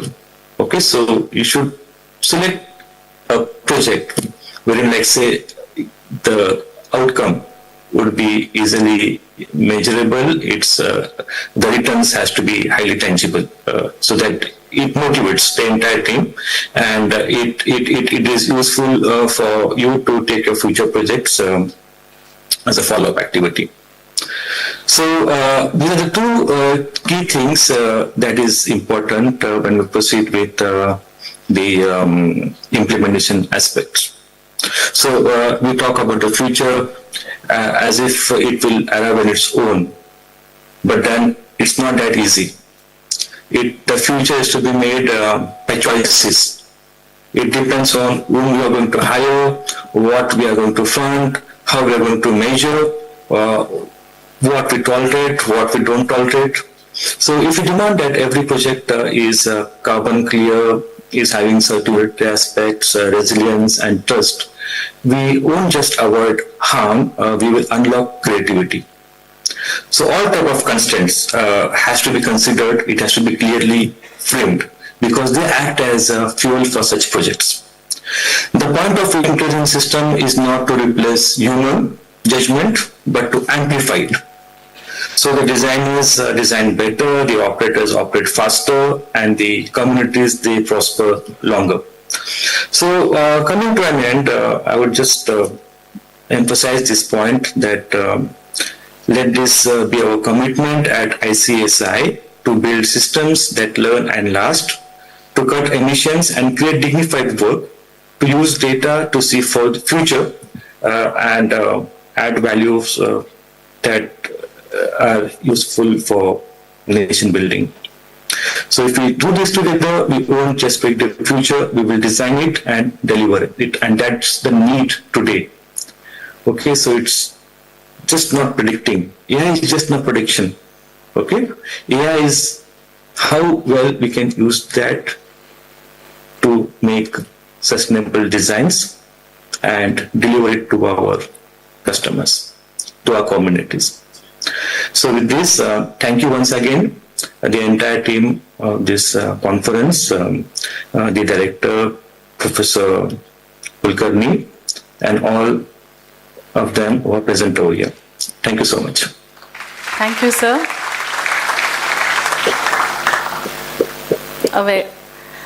On that note, I request Dr. Saket Chaturvedi to please come forward and share his thoughts.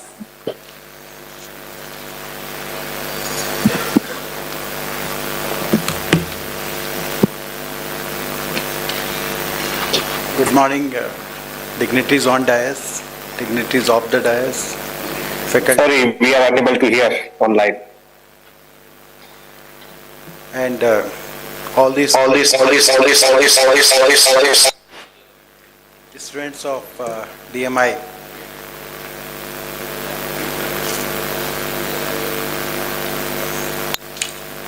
First of all, should I keep one off?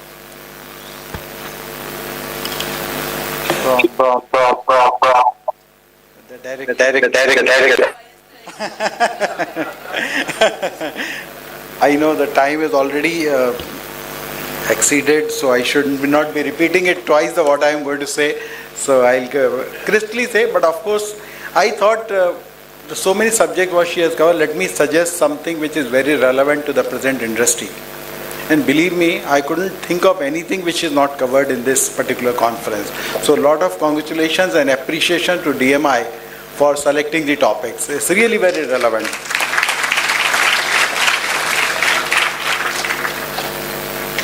For the students, we were listening to Dr. very recently. We were thinking, and Doctor was saying that I have not done any coding, and am I supposed to be part of it? Today, what I feel, particularly for the student, I would like to tell you, the whole world is converging. Every technology is converging. And that is how what we are finding it today. The developments are exponentially happening. Earlier, there used to be one language coming up, Fortran 4, then the next higher level of language. It was very gradually happening. Today, it is happening within no time. So, you find robotics coming up in the industry maybe a decade back, and today we find robots apply in the hospital during surgeries. So entire thing, whether it's a medical science, whether it's a microbiology, whether it's computers, whether it is semiconductors, everything is integrated. So we are going to see a lot of changes happening at a very, very fast pace. And one of the statistics says that every 5 years, 50% of a company closed down because they don't meet the changes which are happening so fast. So it's going to be much more a challenge in future. And this particular conference, I hope, will be an enabler which will open up the ideas, the new things which are going to come up. And I'm sure these all students, young leaders who are sitting here, they will be benefited. Don't think even a single thing which you are listening is not relevant to you. Somewhere or the other in your life, you are going to listen and going to use these things. One more thing I would like to tell you after my own experience for the students, whatever you listen, whatever you learn today, whatever you scribble down in your notebook, I know today you are not working employed, tomorrow you will be working for some organization, some industry, try to use it. As much as you use it, you will be benefited. These are the knowledge, these are the words which are not the words which are not for you to pass the exam. These are the words which will make you successful, which will be helping you to do works differently. I'll just share a small example. While I was doing my project management course, I was just reading a few tools, and immediately when project was in hand, I thought, let me just try to use these tools. And we used this particular tool for the Sukhoi overhaul program, and we could get the results which were not expected out of it, which were being planned for years together. So these educational things what we learn makes a lot of difference. The subject on sustenance we had been talking, very, very relevant. We are growing at a very, very fast pace. Everything is getting industrialized, development is happening, and I'm sure our country is going to be third largest economy in the world, and will be developed country maybe before 2047. But this all comes with a cost of somewhere or other we are using our resources at a pace which we had never done it in past. So we have to be very sensitive. Very nice subject has been taken up, and there are a lot of opportunities where the sustenance can help us. I'll add just one more point, because I am from the defense and avionics background, which we are dependent for the raw materials on different countries. So not only sustenance, it also helps us to become independent. If we go on utilizing more material which is imported today, which is scarce in nature, and we are not able to reuse the material which is already used, we are going to exhaust it much faster, and we will remain dependent. So thank you very much for inviting me here. And I look forward and I wish all the best to the success of this particular seminar. Thank you very much.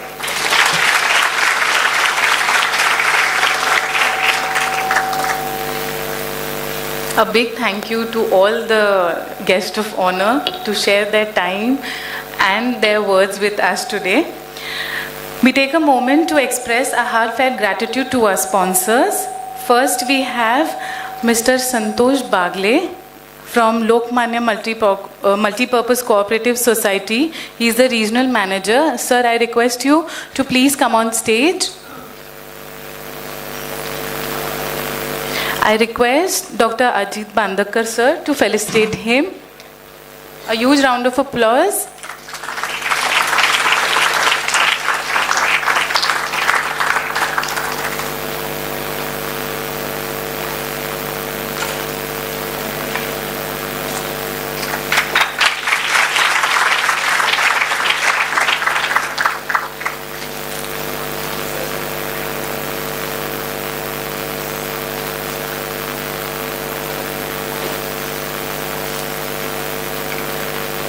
We would also like to take this opportunity to felicitate our co-sponsors, Mr. Rajesh Deshmukh, Zonal Manager, Bank of Maharashtra.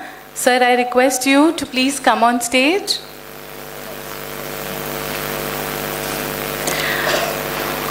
I request Rohan Ranjana Rajendra Kedar, our logistic partner, to please come on stage.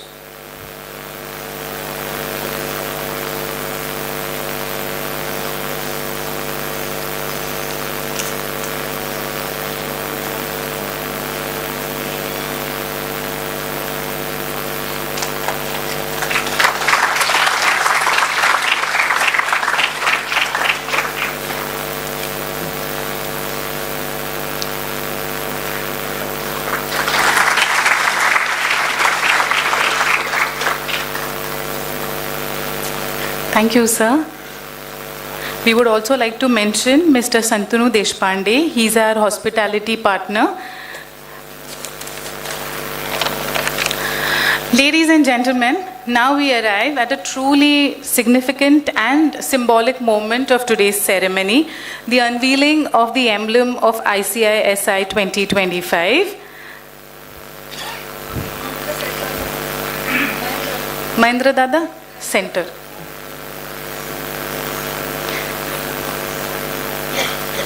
I request all the dignitaries on the dais to come forward for unveiling the emblem.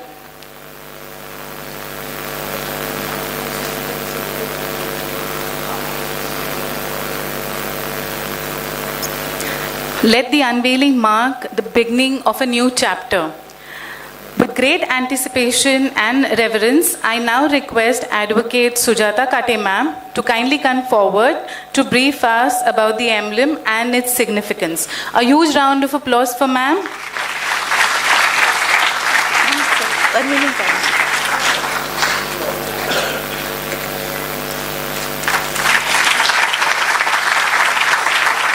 Thank you so much, DMI, for giving me this opportunity to explore my art, which is very much close to my heart, with you all people. Connected in a circular form, this conference, we are discussing artificial intelligence, industry 5.0, technological disruptions, human resource transformation, and business operations in the era of change. While this seems to be modern, futuristic topics, the wisdom of Warlia reminds us that innovation must always be rooted in balance with the nature, soil, people, and with the society. The farmers in the painting show the value of hard work and the sustainable practice. The community working together reflects human resource management and the collaborations. The rhythm of the circular dance is like the rhythm of supply chains and operations, each movement connected to each other. The herds, tools, and celebrations show how communities adapt to change while preserving their values, just as we must adapt to Industry 5.0 while keeping human values at the center. The most important lesson Warli art is simplicity and sustainability. In a world driven by rapid technological change, we are reminded that true innovation is not just about the intelligence, but about a responsible intelligence, one that protects our environment, nurtures the human talent, and ensures the harmony for future generations. So through this Warlia painting, we are bringing the timeless wisdom of our tradition into dialogue with the modern vision of intelligence and sustainable innovation. It is a symbol of how local knowledge can connect with the global challenges and inspire us to create a future that is not only smarter, but a generous and more sustainable. Thank you so very much. Keep the claps going, because she's just not an ordinary artist. She's an international artist with 2 world records. So that needs to be appreciated with a huge round of applause.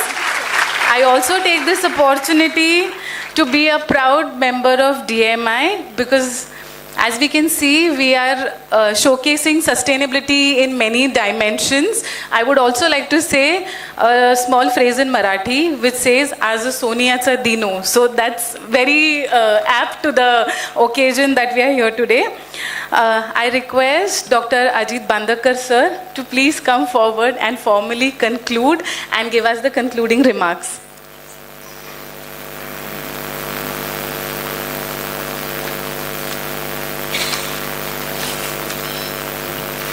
Good afternoon, one and all, and thank you all the dignitaries on the dais, off the dais, all faculties, students, and real innovators who has registered for this conference. This ICISI 2025 is a remarkable things as far as innovation and sustainability concerned. Now, we are marching ahead towards the closing of this inaugural function. And with this success, I feel very satisfied and gratitude. What lot of supports we get it, not in from India, but outside India. So we are witnessing very innovative idea in this conference, lot of networking, collaborations with a lot of innovating society and specifically students. So it's really, I am thankful for a lot of supports we are getting from all over India. As far as DMI is concerned, DMI is on the name of Dharmavir Dr. B.S. Moonje ji. So his vision is not only to the education, but how we impart education to the students. He wants overall development of the students. He has started the one idea, which is indigenization of the armed forces. And with that brilliant idea, he has started this institute, and we are working on it. As far as DMI is concerned, we are giving education to the students, making leaders so that they will not work for themselves, but for the society, so that they are not a academician, but total leader, so that they can take our country to the new heights. In DMI, what we are giving, we are not giving the students the classroom training, but along with the classroom training, we are giving them adventure, exposure, so that student will participate in the adventure camps, they participate in the military education, so that along with the education, they will develop the teamwork capability, leadership capabilities, and so on. Similarly, lot of certification courses we are running in DMI is a project management certification, certification with foreign universities. So this will definitely give them the challenging atmosphere in the education field.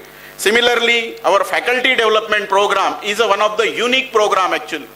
We are training the faculties with the research area that in how they can publish the good paper in ABDC journal, Q1, Q2 journal, so that this will get them higher edge over the academic excellence. Not but least our industry interaction. We have largest industry interaction in the India. We are collaborating with a lot of Nasik industry area and other areas, so that our student will get it exact what is need of the industry. What Saket sir had told, that we need to do what we need for the society and industry, and if we do it, naturally it will get help to the nation. So this innovation in ICISI 2025 will not end here. It is a new beginning. So that lot of the research paper what we publish here, lot of new interaction we will take place here. We will take forward, and that definitely will get a higher age. Not but the least, our interaction with IIMs. Basically, we are collaborating with the IIMs, ISBs and other areas. In this area, naturally, if we do it, so that lot of networking and collaboration will help the institute forward. Then, it is new beginning, what we call is a Vasudhaiva Kutumbakam. Every society is the same, one family. So lot of innovation what we do here, naturally it will help the students, it will help the faculty, and not but least the nation. If we do this such type of innovation, it definitely help the creative. And in this note, I thank all the dignitaries what are present here on this conference, and lot of student community which we had joined online, then faculties, and not but least our alumni, basically those who are participated from abroad. So this is a great collaboration and networking that. So I formally thanks Pandare sir for giving us insight thought how the innovation can be done, not in a regular field, but in medical. If you have will, we can do innovation and sustainability every field. Similarly, Sachin Kamreji, who has joined from the France in AI/ML, he has done a lot of innovation. So he's associated with us, and we hope he will guide us in the near future. Then Neil Bendel, he has joined the team. I am thankful to the Vaibhav Dangeji, who has a very prominent role in the infrastructure, and he has shared how basically we can make a developed nation by 2047, what is our PM dream. Then Maheshji, I am thankful to Saket sir, CEO HL, how we can do the innovation in that field, his valuable guidance. Then Amit Dattaji, AICTE director, he is one of our mentor. Normally he guides us whenever we need some expert advice and guidance in the all the curriculum. Then Amit Bal, who is our alumni from the joining from the France. So this basically lot of support from our organizers and sponsors also. So this lot of support, we are able to come to joining of opening of this ICISI 2025, and I welcome you all in this 2-day conference, and this formally I will inaugurate this, it has of ICISI 2025. Thank you one and all. Thank you.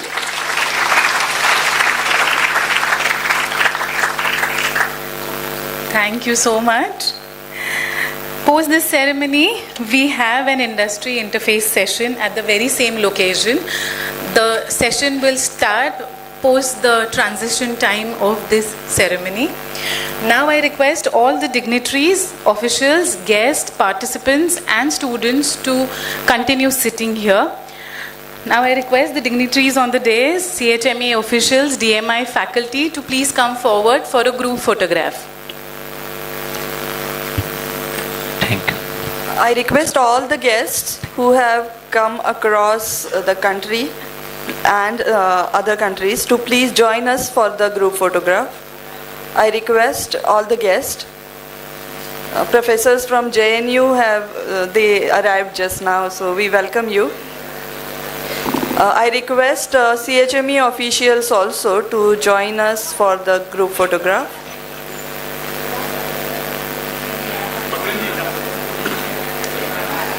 Swani.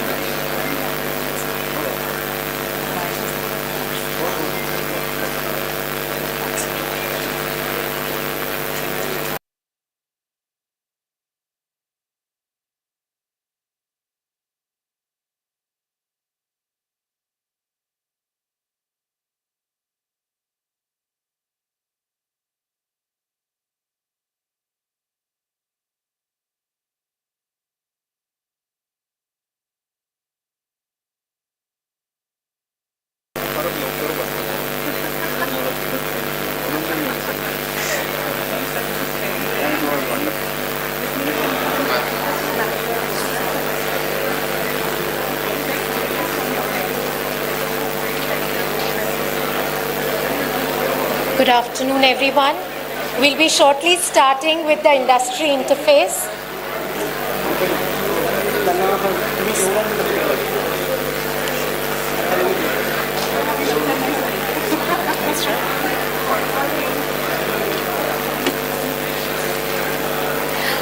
I request all the panelists for the industry interface to kindly please come up on the stage.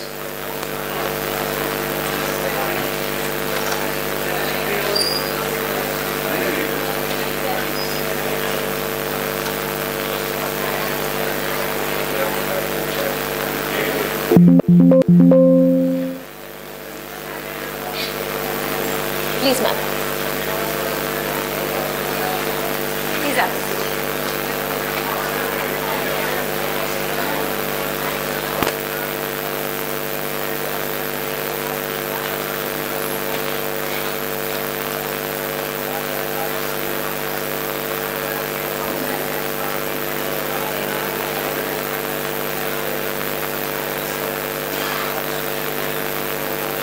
There is a request from some of the people to give in a 2-minute break. So if you need a break, kindly please reassemble immediately. We'll be immediately starting with the industry interface.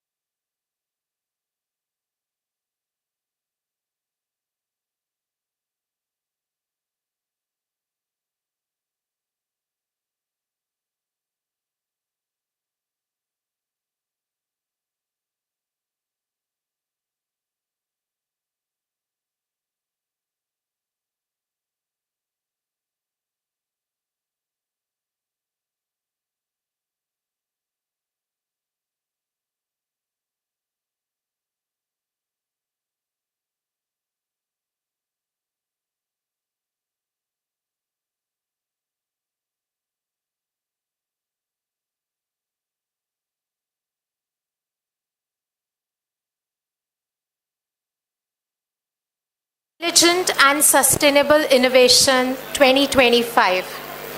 I'm Dr. Devangi Devre, and I'll be moderating this exciting and insightful session for you. Let us begin by reflecting on two profound Sanskrit shlokas that beautifully capture the essence of our gathering today. Navanmeshanam nityamevam, which means continuous exploration is always essential. Sarvam sambhavayate tyavi, that is, you can do anything.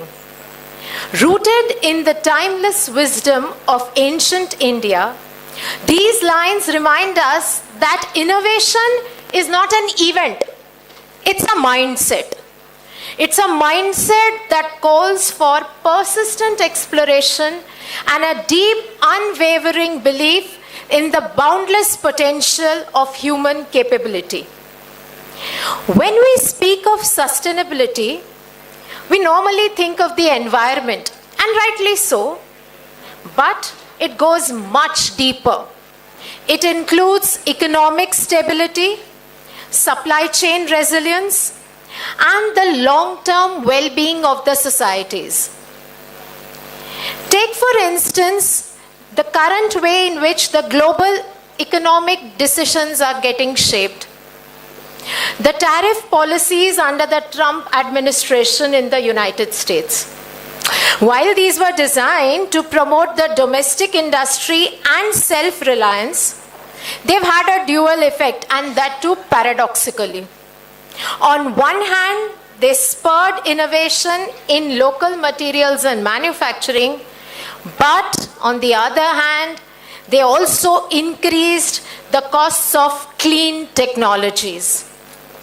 This creates a tension between economic nationalism and global cooperation. In contrast, Bharat gave the Make in India initiative a complementary vision, one that seeks to strengthen local manufacturing while promoting sustainable, inclusive growth. And this vision is not limited to industry alone. It extends to our food systems, our agriculture, our everyday choices that we are making.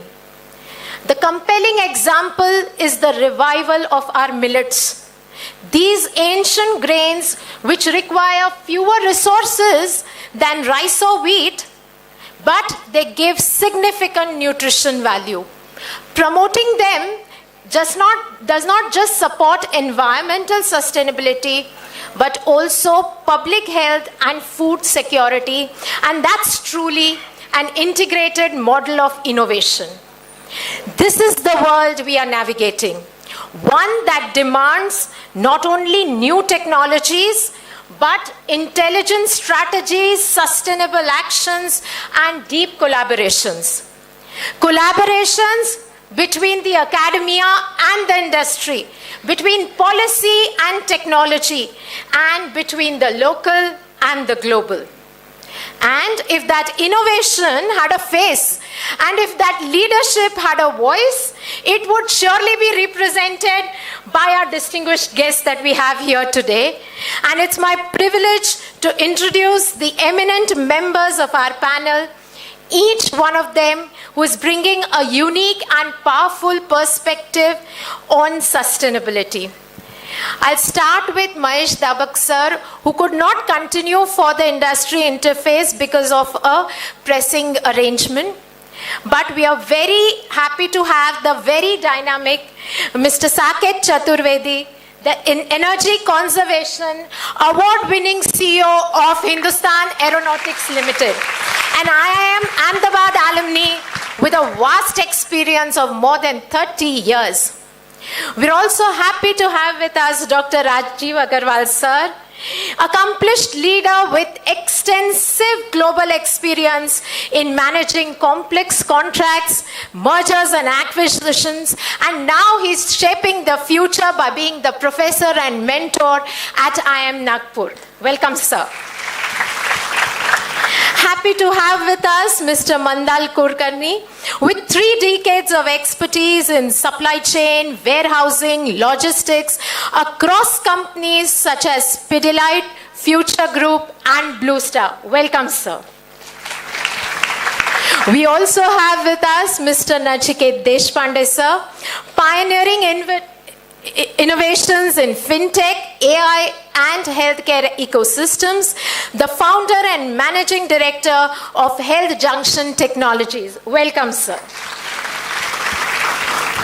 Proud to have with us Dr. Makrand Kulkarni, sir, professor and mentor at many prestigious IITs, currently an expert in industrial engineering and lean manufacturing at IIT Mumbai. Welcome, sir. Mr. Kamlesh Solanki, Barclays local specialist at Barclays Bank, UK, a very proud alumni of our institute. He could not join us today. The reason we're all going to be happy, he just became a proud father yesterday. So, well, we'll remember him for the industry interface today. He could not join us due to that reason. Joining us online is Mrs. Shweta More, also an alumni of Dr. Moonje's Institute, a dynamic HR professional at DHL Supply Chain, Europe, and our star alumni. Dr. Dhanashri Hardas, ma'am. Please, ma'am, let us have you on stage. A visionary leader in agriculture and women entrepreneurship, the founder of Murambi Farms and the chair of Maharashtra Chamber of Commerce, Industry and Agriculture, the Women Entrepreneurs Committee. Glad to have you, ma'am. One of the youngest and most dynamic chartered accountant, Mr. Anil Bhardwaj, sir, who is widely recognized for his expertise in finance, taxation and accountancy. Welcome, sir. Also, online is with us Mr. Amit Bal, a distinguished alumni of our institute, also an alumni of IIM Indore, a strategic expert in sourcing and supply chain, joining us from Malaysia. He is with us online. Squadron leader Supriya Bhosle, ma'am, an award-winning dynamic military corporate leader, an Air Force veteran, transforming India's aerospace and defense industry with technology-intensive aviation systems, currently working with Dassault Systems. Welcome, ma'am, sir. Welcome, ma'am and sir.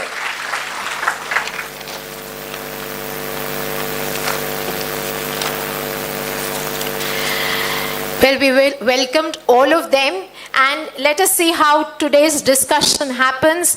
We'll be exploring how industries are leveraging AI, adopting automation, and embracing circular economy practices. Let's keep this conversation not just insightful but actionable, because true innovation begins when great ideas meet purpose-driven implementation. Let me put in a disclaimer. All the opinions that will be given by the panelists today are strictly personal in nature. We'll begin the conversation.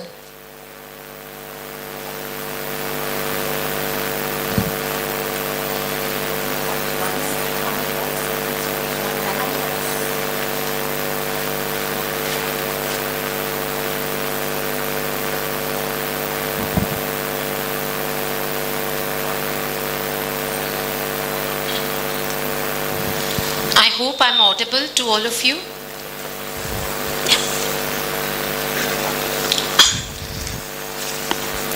What a dynamic panel we have here today. I don't know from where to begin, but let's start the conversation with Rajiv sir. Can we have you yeah. Somebody who can help out with the mic, please. Looking at the global trends, sir, from digital transformation to geopolitical shifts, are we facing the risk of disruption, the greatest risk of disruption? Do you think so? Well, that's a very... Am I audible? Yeah. That's a very loaded question, right? And something which we are facing, we talk about going through the world which is VUCA, the volatile, uncertain, complex and ambiguous, which is now converting to a Bani world, which is looking at being brittle and incomprehensible and non-linear and absolutely anxious. And what you just introduced is dear Mr. Trump playing his havoc with the global Trump is economy. all around, sir. All around. In all news, in all conversations. Yeah, I mean, it's such a non-linear scenario. What can you predict, right? But coming to think of it, when you look at the past, I mean, we always look at the past to learn from the experiences and moving forward. I want to take all of us back to the year 1980s, when computerization was catching the interest of the market. India as a country resisted. There were union leaders who went against it. There were strikes. There were physical assaults. Jobs would be lost. People will get homeless. Hum kya karenge? Kya khayenge? Everyone is going to, go home without, energy and lights. But then there was a set of people who were the policymakers, who were the strategists, who actually saw through that. And hats off to our public sector and government units. The private sector adopted it fast, but the government sector, despite the counter pressures, went on pushing it forward. And then computerization caught in. Now that time, that term was disruptive. It is going to destroy. It's a very negative connotation when it comes to the use disruptive. Now, can we imagine India today without its IT sector? If those visionaries had not allowed computerization to happen, and India would not have picked up the ropes and trained our people, developed the skills, and now we are global leaders in the IT sector. So for me, disruption, whenever we talk about an emerging technology, be it AI, be it anything, we have IoT, blockchain, and all this is getting into the world. So blockchain is going to disrupt the foreign exchange and currency management, scenarios. Is it disruptive or is it evolution? A child is born in a family, the life of the parents, we just blessed a new parent. Do we call the man and the wife, the man and the woman who've been blessed with a child, that they've been disrupted? Why is a new creation treated as disruption? We acknowledge, we should accept that the world is dynamic, it will evolve, and disruption should not be coming into our mind because that creates negative sentiments. Rather, evolve. Evolution is the word. Disruption applies to radical change. And radical change is where all of the youth, we are the yesteryears who are sitting here, but the youth is going to be creating we don't know what. So I feel that the term disruption should not find a place in the dictionary of new evolution, new creations, new setups, whatever is being created. That's my response to you. That's a very positive note to begin with, sir, that it's not disruption, it's a development, a positive development, and we don't know what it will take us into the future. Ma'am, if we can continue with you. Disruptions, fine, we're all talking of sustainability. Disruption, I think we've removed that word from our discussion completely today. We move towards sustainability. We talk of sustainability in terms of corporates, we talk in terms of service organizations, manufacturing organizations, but even the smaller scale units. But do you think they believe that sustainability and profitability go hand in hand, or it's still a trade-off? If the same question, if you would have asked me, say, 20 years back, I would have said it is trade-off. Since now, it is a myth. There is nothing like trade-off. But still consider something like an idea. How should I put it? I'm trying to get the things. See, because green is no longer a choice. It is a mandate. You just cannot change that. What I want to say here is, if you consider Maharashtra today, we are coming up with so many power resources, new renewable sources are coming up. Tata is really speeding up very well to it. Today we have approximately 14 gigawatts of renewable power right now here in our country, in our state. So green energy is giving you the green returns. This green energy is setting you a infrastructure. This green energy is bringing us to a low cost. It is just not because green energy is important. No. Even take into consideration the environmental aspects wherein our coal, we cannot extract it. Our diesel, we cannot come out of it. So green has become a mandate. Solar energy, wind energy, or even the biomass has become one of the important parts of it. Friends, one important thing, in sustainability and green things, there is no recession. It is always profitable. I'll quote few examples that is going to help you more. Consider the example of Amul. Why was Amul started? Just to give fair charges to the women sector. Here now, because the woman could thrive, the brand also thrived. And they went on 100% into sustainability. Take an example, being a woman, I will speak about Fab India. Yes. All the weavers were connected, all the dots were connected, and then they brought a brand like Fab India, which is selling at the highest price, still then catering to the rural, exactly all the weavers, and the community of artisans is really doing very well with it. There are so many people, you can consider Roshni at CL, who has taken green or sustainability to their boardrooms also. So, microfinances are coming up in a big way. I told you about Amul, about Fab India. Do you know in Rajasthan at Tilonia, we have a barefoot college. This barefoot college is for the grandmothers. What are the grandmothers doing? That they are becoming the engineers for the solar system. So if the grandmothers are empowered, see, I'll bring women everywhere, wherever I'm speaking about it, though it is sustainability. So you can think about doing all these things. How many of you know something in Nasik? We are said to be the great city. Now, if it's a great city, our Nasik farmers are now coming up with residue-free grapes, which is giving globally more than 30% of profitability. So sustainability and profitability are nowhere they are opposite. They go hand in glove together very formally. Remember some years back when Tesla introduced with the EVs, nobody believed it will be profitable. What is the case today? Today the case is,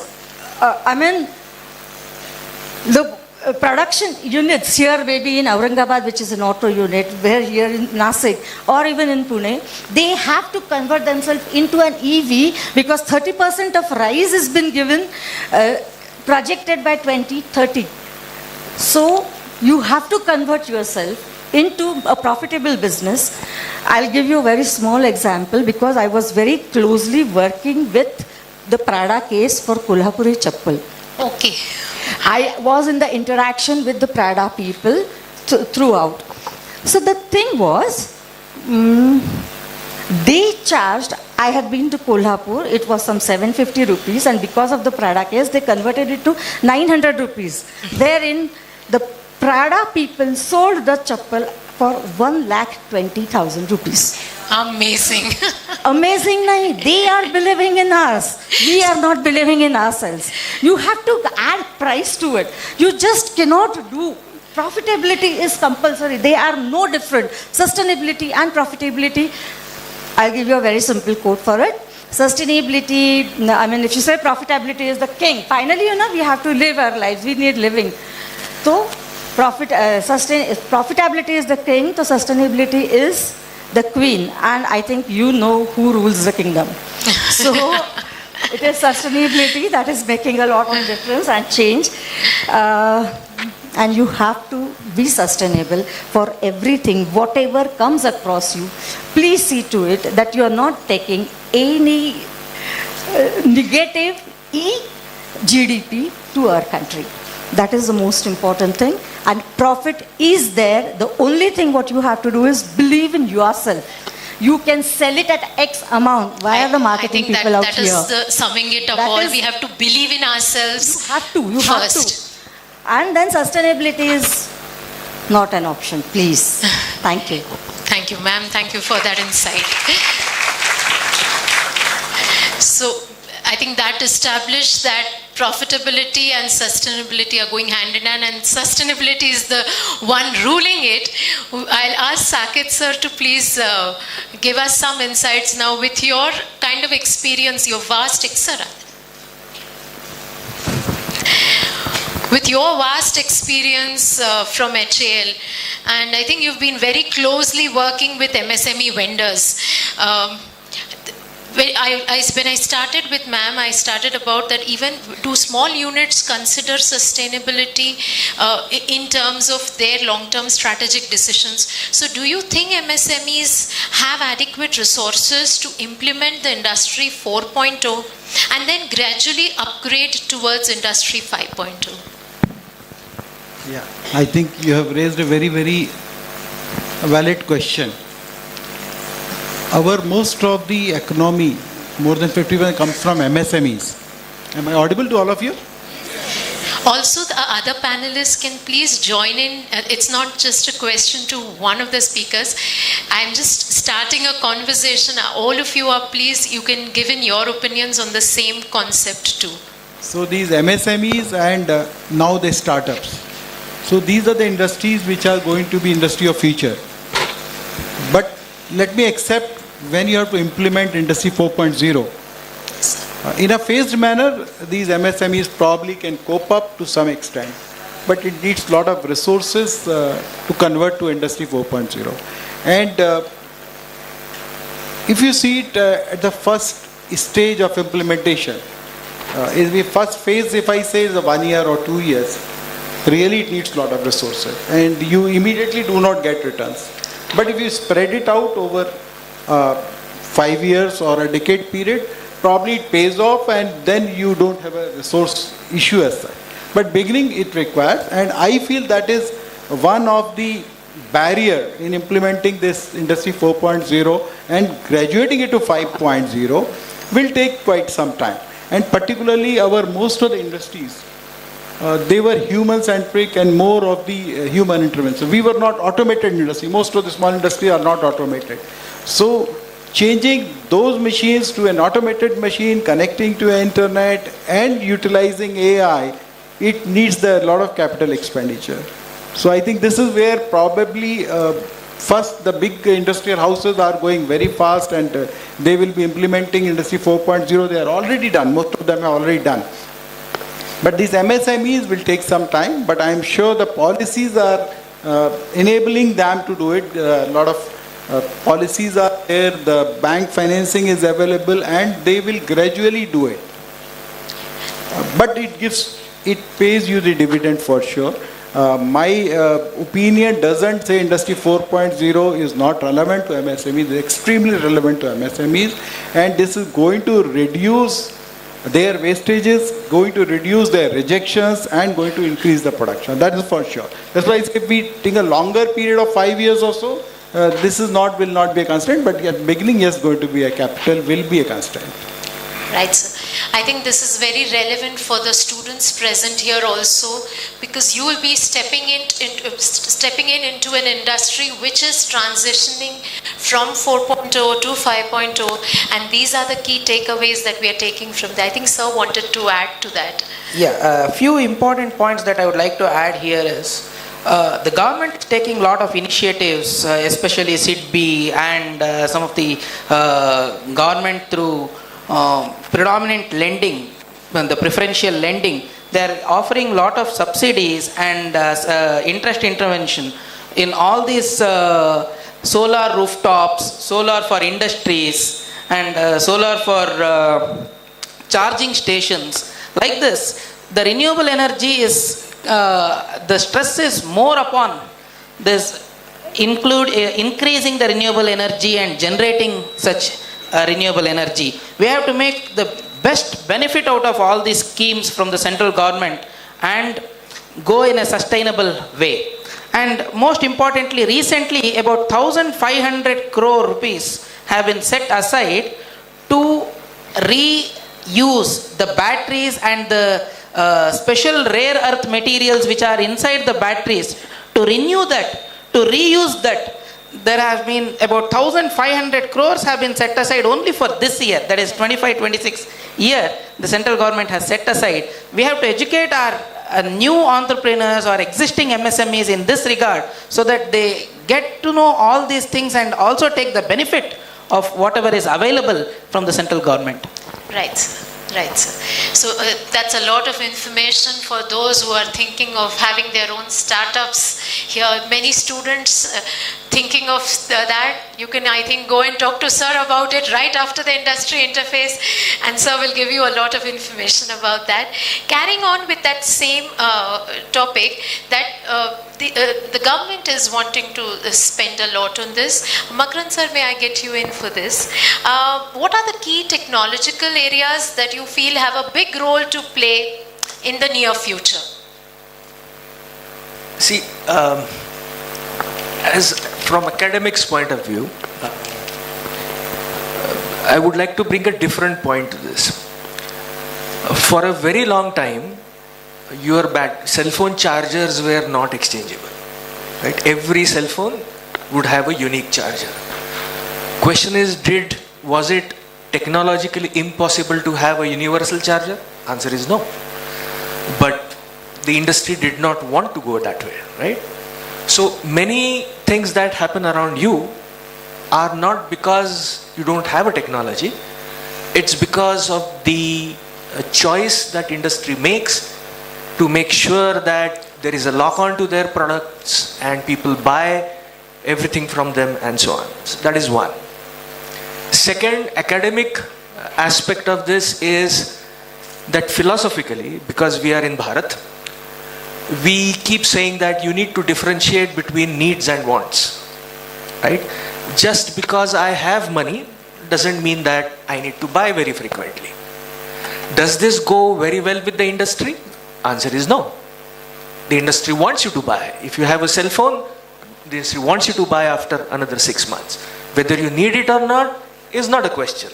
So you are presented with ads, lifestyle choices that are really not Bharatiya. You are made to believe in lifestyle choices which makes you consume more. Right? Again, which has a sustainability point of view. What I would like to bring more as from the technology point of view is that when you design products, it is important to bring in all the dimensions, technologies that make those products sustainable in terms of the consumption of energy while that product is being made, consumption of resources while that product is being used, minimizing landfills when the product is being discarded, what we call as the entire life cycle, right? So make sure that the products are assemblable, make sure the components are reusable, remanufacturable, and the landfill is minimized. You should be wondering why the cell phones are not modular. Why the screens of cell phones are not modular. You remove one, you put another. Why does it not happen, right? In my opinion, it is not always the lack of technology. It is many times driven by other factors, which probably government policies could play a role, saying that what aspect of your product is reusable, remanufacturable. There has to be a minimum enforcement on that front, which forces industries to follow whether they like it or not. So that's my take. Right, sir. Right, sir. Yes. So when sir talked of products, talked of materials that are getting used in these products and sustainability part of that, I come to Nachiket sir for his question. Because you are into that type of systems, how do you think AI can create more efficient and closed loop systems for materials and products? Taking on from Makarand sir, there is always a dilemma. What we all have, especially Bharatiya way of living life and new age, I would not like to say 100% Western, but a new age life, where our requirements and wants, there is a gap, and that gap is different. So I'm going to just take a moment to get in there. How many of us have our mothers and grandmothers having a recycled format that we have witnessed? A new cloth being used, bought in the home, it being used as a sari or something to wear. It was being used to, first for external occasions, where it was used at functions, at celebrations. Then over a period it changed into a category when that cloth started getting used into a non-semi-formal kind of scenarios. We started using at home, right? Comfortable. It becomes soft so that you can use it more and more at home. Sort of a night dress kind of a position it comes to, and then after a point where it gives up, it is used as a pocha, right? So that is what our sustainable lifestyle has been. Now, in form of that lifestyle to a one where we are having our cupboards filled up with clothes. So quick question, how many of you have 3 or more pair of jeans? Quick show of hands. How many of you have 3 or more pair of jeans? Right? I can see at least 60% of us, right? More than that. And at least 7 to 8 t-shirts. Right? Again. So what I want, have you, when we talk about technology and marrying these two things together, can we think of a digital wardrobe where we just take photographs of our all clothes and it suggests you as per your style choice what 2 shirts or trousers can work together and what different combinations can be bought in. So it's the way how we put in new technologies to use. It is always a new innovative approach that we have to look at. As sir was mentioning, it is very difficult to go ahead and change what is existing in industry, where implementation of Industry 4.0 becomes a challenge because the cost involved for change is big. But in terms of new products or new systems being designed, MSME can and the startups can play a major role. This thought process and thinking of how these two things could be married together is what we need to start using. Just to give you an example, if we start knowing that a particular washing machine is going to have a particular problem of a motor failure in next 2 to 3 months, you can take steps to avoid such failure happening, increasing the life of your washing machine. This is a very simple case of a predictive maintenance, which is a part of a industrial application of AI, IoT come together. So what I am trying to say is that things are achievable. New technology helps us to achieve those goals in a much better way. Us as a responsible citizens, as well as corporate decision makers and innovators, we have a very important role to play the bridging gap. All of us need to be aware that this is where our role is about having that technology married to the principles. Right, sir. That's quite a perspective on it. Thank you. Do we have Amitbal sir with us online? There was a technical glitch. I believe he is now able to join us.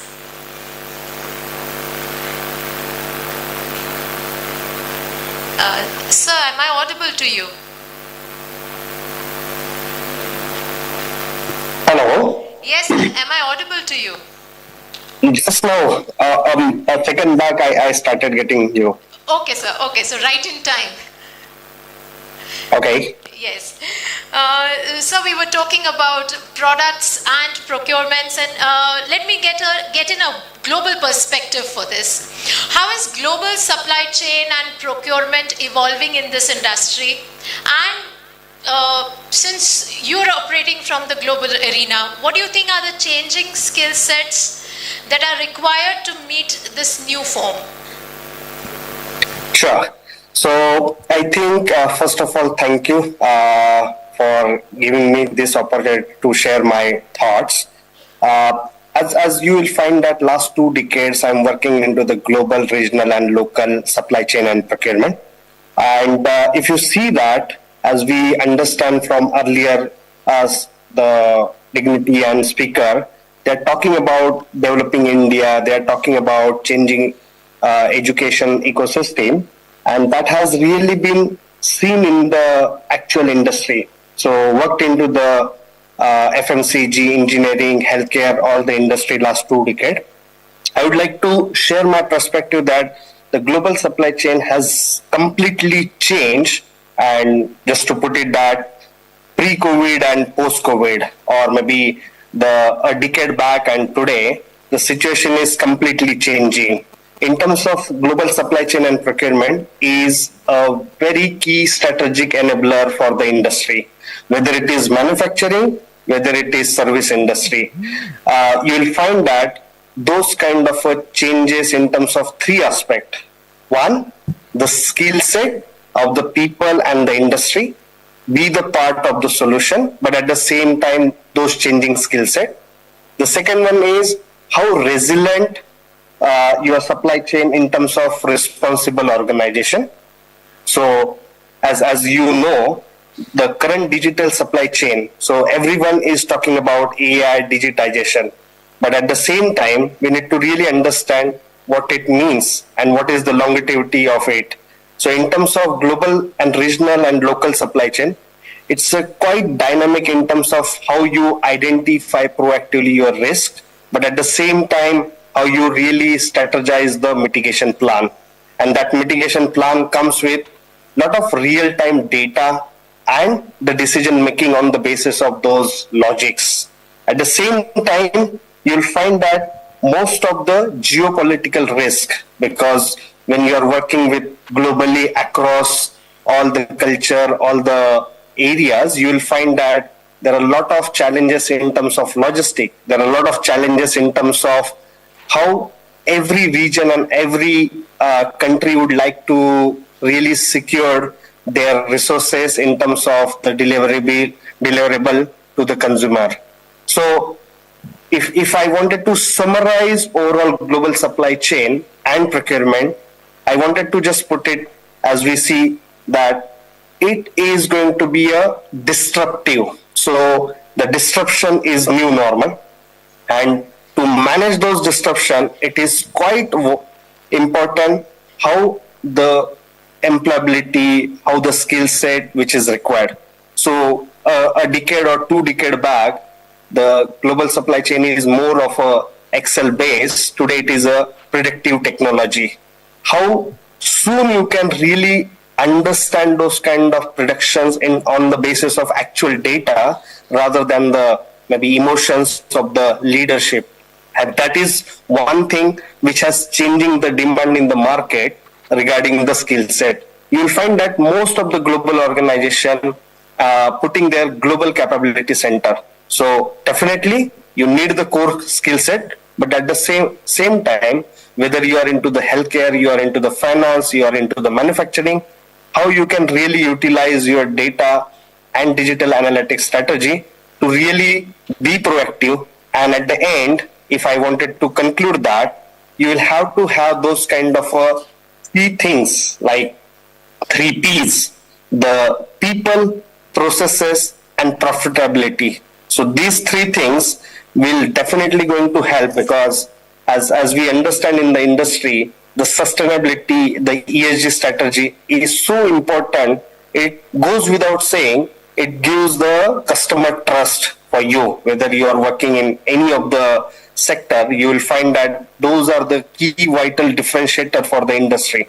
So those are the changing skill set which industry are looking to solve those problems. And with this kind of international conferences, I would urge each and everyone, because I understand there are a lot of researchers here, there are a lot of future students, and they need to really understand this is the need of the hour or need of the industry, and how their contribution to the industry in terms of solving those problems is really going to be a end-to-end value addition for the individual, for the researchers, for the student, as well as for the industry, what they are looking forward. Yes. Any questions, any perspective? So I totally agree with you on what you said, and specifically the constraint I think is always going to be, as you said, the emotions of the leaders. That was interesting. Yes, that is always going to be a constraint for everybody, but we have to navigate through those constraints too. Yes. Continuing with your discussion of global supply chain, we also have Mandar sir here. And so regarding the similar question, what are the practices that are followed by the manufacturing industries in terms of the circular economy, and specifically with reference to warehousing and logistics? Just continuing what Amit Bal sir said in terms of supply chain, I'd like to put it forward in terms of warehousing and logistics, sir. Sure. Thank you, ma'am. I'm taking it from Dr. Makaran and Madam, what she said, and we had discussed about the waste management generation, and also which, I mean, in case of circular economy, we say that reduce, recycle, remove, and reuse kind of thing. So, do you know how much waste India is generating per year? It is almost 62 million metric ton per year. And how much is collected? It is almost 42 million metric ton is collected. 20 billion metric ton is still left in the environment, which remains uncollected. Now, out of this 42 million metric ton, 12 metric tons is getting treated. It is either in terms of incineration or any other kind of treatments which has been given to that. And almost 30 million metric ton is goes into the landfilling, what Mr. Dr. Makaran was saying. So it is huge amount which goes into landfilling, and 20 is not even collected from this. So actually there is a lot of things. Now this waste, when I said it is domestic as well as industrial waste, so everyone can take the initiative towards how to reduce the waste and how it can be reused and recycled. So there are different companies work on different ideas. So if you might have heard about, how many of you have heard about Novelis company, which is the subsidiary of Hindalco Industries? Novelis, basically they are the largest aluminum beverage can makers. So we have the soft drinks and all, right? So those Novelis, they have almost recycled 61% of the inputs. That means almost 261 million metric ton of the aluminum cans. They recycled it and they reused it. So in terms of units, they have recycled almost 82 million units they have recycled. So if you see the potential into it, if you develop these cans into the length, if you connect all these cans in a length, it will have the length more, it will circle 263 times the equator of the earth. That much they have recycled it. So this 61%, so your first question was that whether profitability and circular economy can go together. Yes, because 61% aluminum, they have recycled it, and then obviously they have produced the new cans with the same material. So for that purpose, these people, the Novelis, they have invested 16,000 crore rupees plant just to recollect and recycle. Now this, again, it is why it is helping us. Basically, if you, it will emit 95% of the less carbon dioxide if you recycle rather than regenerate it. Regenerate aluminum manufacturing will need, suppose if 100 units of the, it is generating 100 units of the carbon dioxide, this will emit only 5% of the carbon dioxide if you recycle that.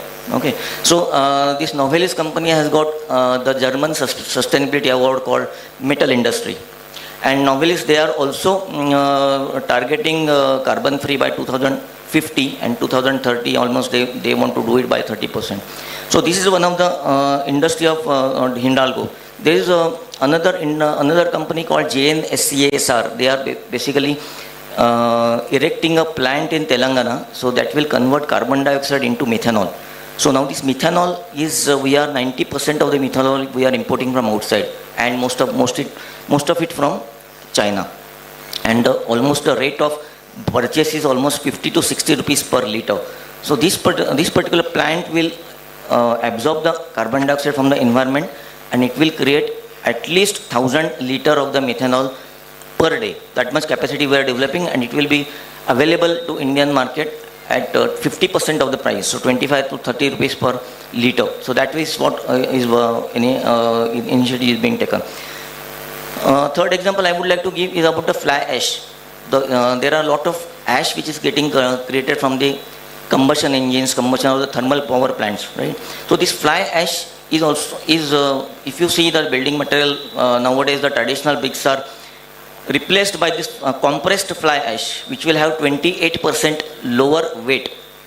So if you use this fly ash in the buildings, obviously the weight on the building will get reduced rather against the traditional bricks, and the life of the building will improve.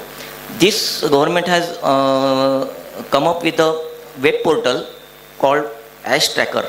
So this Ash Tracker gets connected with the thermal power plants. How much fly ash they are generating, and then it is also connected to the road and cement industries and the building material kind of thing. So whatever ash is getting generated from the manufacturing plants, from the thermal plants, these are getting used. They are connected directly to this to the companies where it can be recycled. I am working in a company called Sun Pharma. Sun Pharma, you might have heard, they are into pharmacy and tablet makings and liquid. So these basically what we do. So there are a lot of expiries which are happening in the market. The batch product, the expiry, then we don't use the tablets and then liquids. So what we do the reverse logistics of this material. We crush it in Vapi plant, and then we sell it to the cement industry as a fuel. So rather than this particular thing, we are not going into landfilling, or it is not been used by anyone else, but by way of incineration, indirect incineration, it acts as a fuel for the cement industry. That is one of the big initiative Sun Pharma as a company we are taking. You might have heard a company called Thaili. They are producing sports shoes from the plastic bottles and plastic bags. So this is again one kind of recycled inputs it goes into. Solar energy, as he said, solar is really giving all the government is giving subsidies, and solar is green energy. It is also helping. We also in our company we could reduce 75% of the electricity bills through solar systems. So if in one particular unit, if we were having 2 crore of the electricity bill per month per year, so it was reduced to almost 40 to 50 lakh rupees. There are in terms of logistics and transportation, I would say there are in Delhi Gati transportation, they are using vehicles, EV vehicles for the secondary dispatches, smaller vehicles. So obviously EV vehicles will emit lesser carbon dioxide. So these are all these practices are basically adding to their profitability to some extent. I mean this one. There are also a company called might be knowing Adidas and Puma. They are promoting their vendors, raw material vendors, who is adopting the sustainable practices. They are, while doing the vendor rating, they evaluate them on many parameters, and then they give them 25% weightage to those vendors who are actually adopting the sustainable practices. So even if A company is having the sustainable practice and B is not having sustainable practice, Adidas and Puma are preferring the A class, A type of industry who is adopting. So these are the few market example I would say industry is adopting in that to make it towards sustainable thing, reduce the waste generation, increase the profitability like Novelis I said. There are some things in this thing. In case of logistics also, you have to go paperless. So we have TMS software, transport management systems, we have WMS, we have TOC systems. There are a lot of IT systems which are coming up. So this will reduce the paper waste, and all the documents will get converted into digitization. So it's a huge, it's a big topic. It will take a lot of time in that. So these are the best few practices I would say. Those are many examples of large-scale companies taking steps, but I think everyone taking a few steps towards sustainability, small steps take you a long way. So these are some examples that we learned from the industry of how to move towards a sustainable future. Thank you, sir. Ma'am, if we can have your ideas on, especially you're a sportant leader, retired sportant leader, ex-Army Air Force veteran. Let me just ask you from the defense point of view, I just want those points to come in also. So give us an idea about the technological developments that are happening in the defense sector, especially in the light of Atmanirbhar Bharat, which is, I think, a topic which is close to your heart and a topic close to everybody's heart here. So Atmanirbhar Bharat, considering that, if you can just give us an insight about the new technological developments. Yeah, so I think more than me, sir is, an authentic person to talk about that, because with your permission, sir, I'll take the first example of LCA and HTT 40. Okay, so HAL has already done HTT 40 trial on biofuel, right? So this is one of the biggest achievements that India has, marked on the global platform. So not only in defense, I would say in everything, India is doing a lot of things that are way ahead of the world. We all use UPI, right? All of us? Anybody uses debit card anymore? When did you last visit the ATM machine? Not really. I visited maybe some 3 years back. Yeah.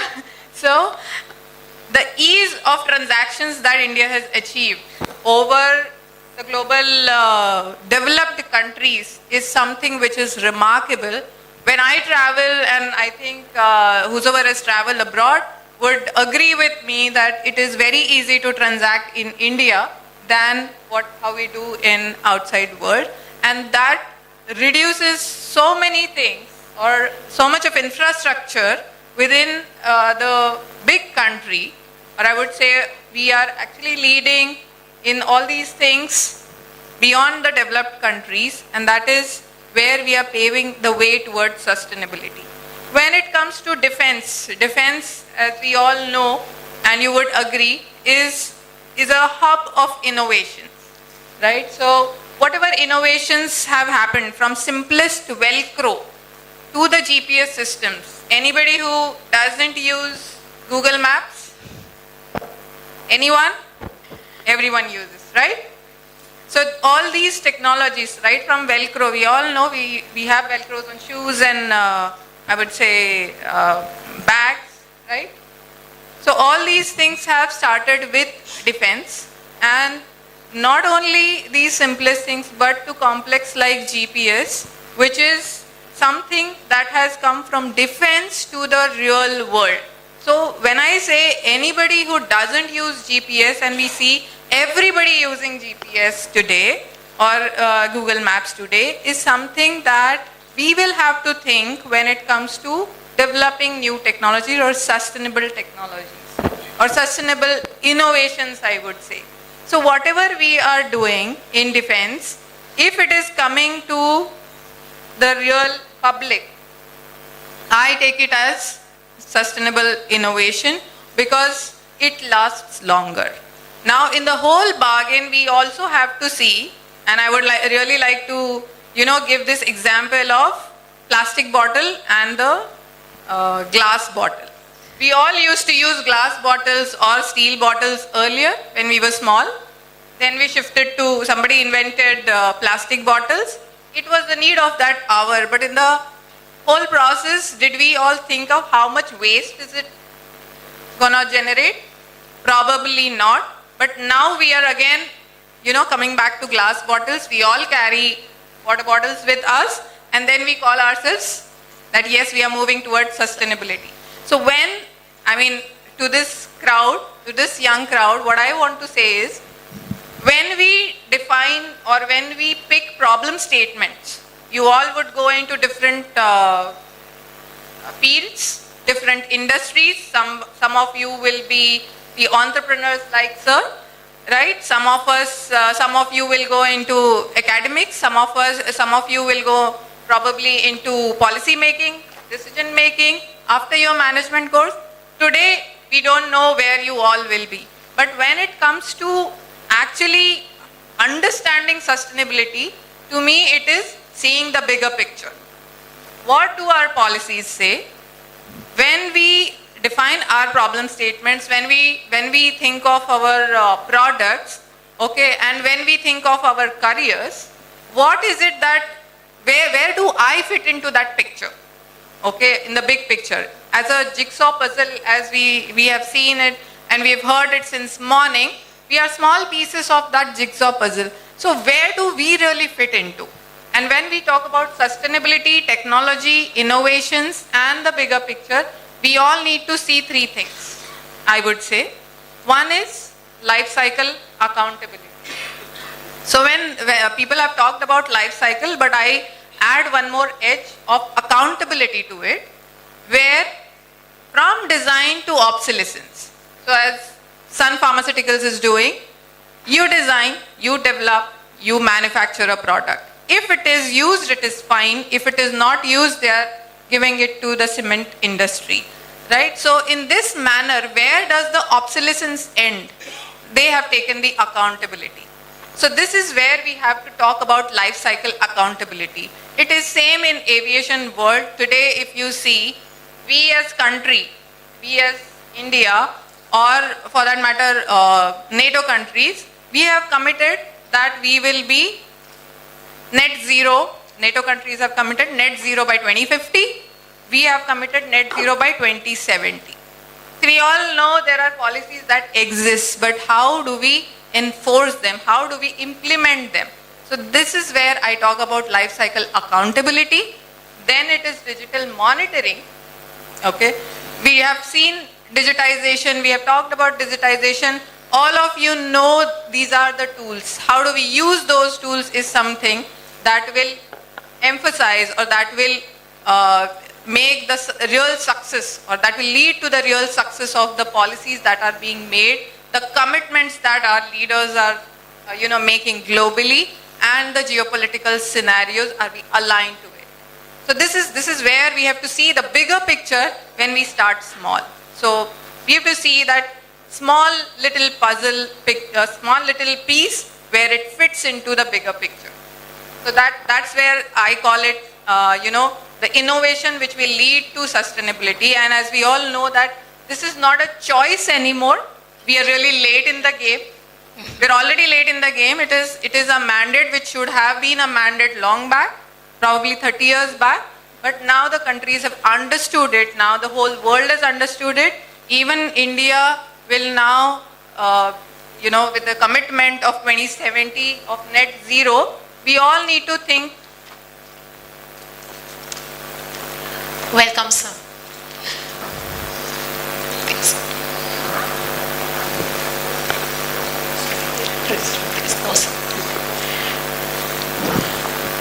Yes, ma'am. Yeah, so just if I may. No problem. Sure.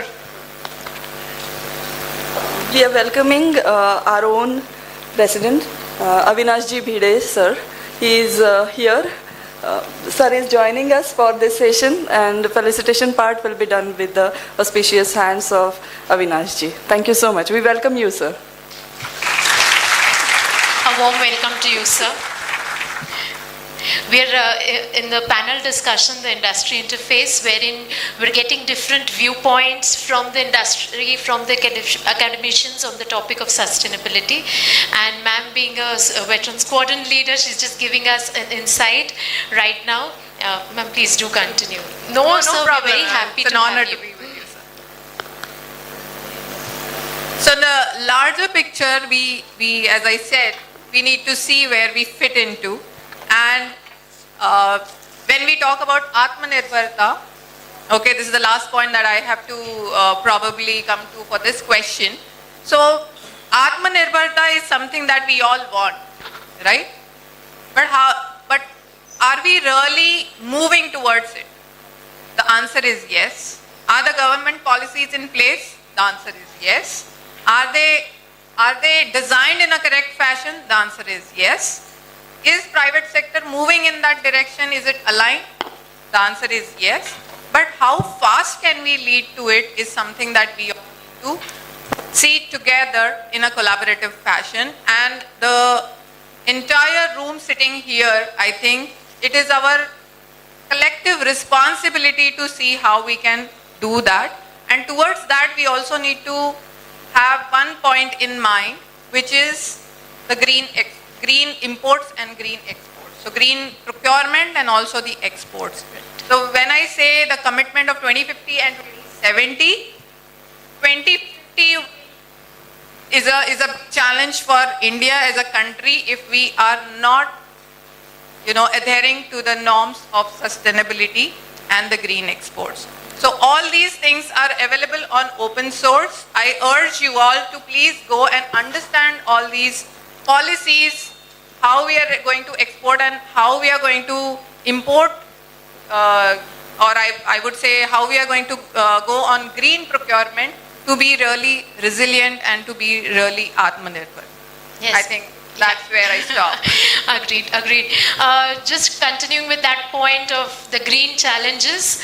The green challenges, if we are going to have to face those green challenges, sir, may I ask you a question, sir?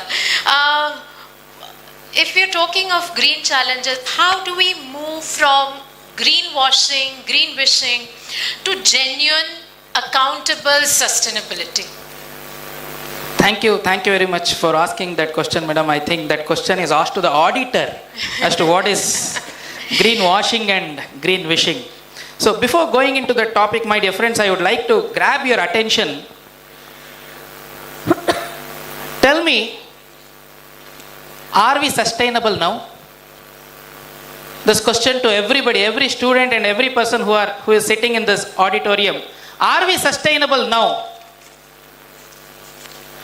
We are at 1:30, midday, about to go for lunch. Some people are looking at here and there. Are we sustaining ourselves in this conference for half a day? This is the question we should ask, my dear friends, before going into any other topic. First, we should be in a position to ensure we are sustaining ourselves. And we are sustaining for the knowledge that we are seeking now. Yes? Are we sustaining this or no? Yes or no? No, not sufficient. Yes or no? It's still not sustainable. We are still greenwashing. Bharat Mata ki.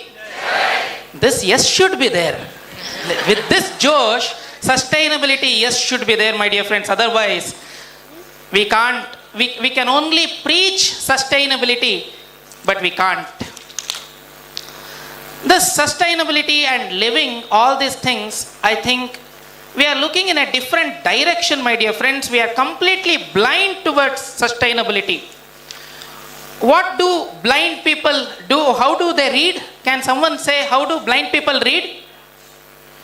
Touch, very good. What is it called? It is called Braille. I'll just take one of the this word and use some of these letters for maintaining the sustainability. Braille, B stands for being sustainable. How can we be sustainable? In every step of us, we should ensure, we should question ourselves, are we being sustainable? How are we contributing to the nation's waste management? You may ask a question. One student in another conference just stood up and asked, "Sir, I am in line to your question, but I have a biggest challenge. If I segregate the waste at my house, what is the use? It is going and dumping in the same auto or the same vehicle that they are grabbing. It is getting mixed with everything and all are being dumped at the same place. How my segregation at home is sustained now? You please answer to this question," they asked. I said, a very good question.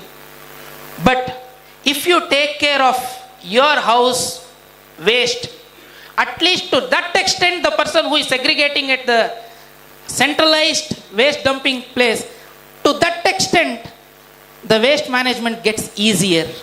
Isn't it? Isn't it, my dear friends? We are throwing the glass. Suppose if the glass fell off and it is broken into pieces, we just clean it and throw it into the dustbins. We are not worrying when a dog goes and hunts for the food in the centralized place where we are dumping the waste. Are we not harming its tongue? Its digestive system? Are we not doing it? Sustainable should start from within, my dear friends. We should always ensure every act of ours are seen from the sustainability goggles. We should always wear that sustainability lens within ourselves in every item that we are looking into. How many of us are using the tissues every day? How tissues are building the waste in our nation? Have we thought about it just before picking up the tissue? No, we don't use our mind. We just pick the tissue and use it and throw it away. We should ensure from today onwards, from this second onwards, before we are going for the lunch and while having the lunch, we should be careful while we are using the tissue paper, my dear friends. That is where the sustainability sustains. What is another name for sustainability? It's perpetuity. When we are speaking of the environment, we are not inheriting the environment from our ancestor.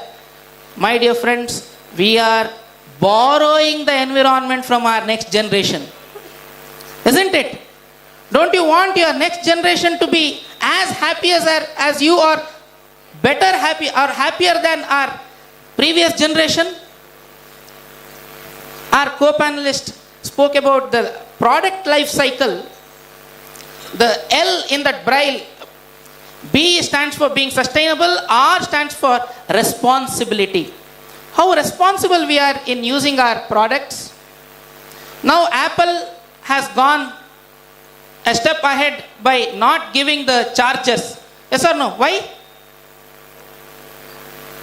Many people who used to use Apple phones get upgraded from the previous Apple phones. They used to always have the chargers available with them. One cost-cutting strategy, of course, it's a cost-cutting commercial strategy that I should not forget being a chartered accountant. But another one is minimizing the carbon footprint. And earphones. Nowadays we are not getting earphones. How many of us are using the wired earphones? Very less. In fact, zero it has become nowadays. We use Bluetooth. Then what is the use of giving earphones in the products, in the mobile phones that we are buying? See, all these things adds to the sustainability, my dear friends. Now everybody are in the race of showing that they are sustainable. They are sustainable. In that race, people are greenwashing their companies, their advertisements and other things. How many of us know? Yes, I can ask a student there who is laughing with their happiness. So, have you ever heard, how many of the students, my dear friends, have heard about greenwashing? What is greenwashing? Is it something to do with laundry?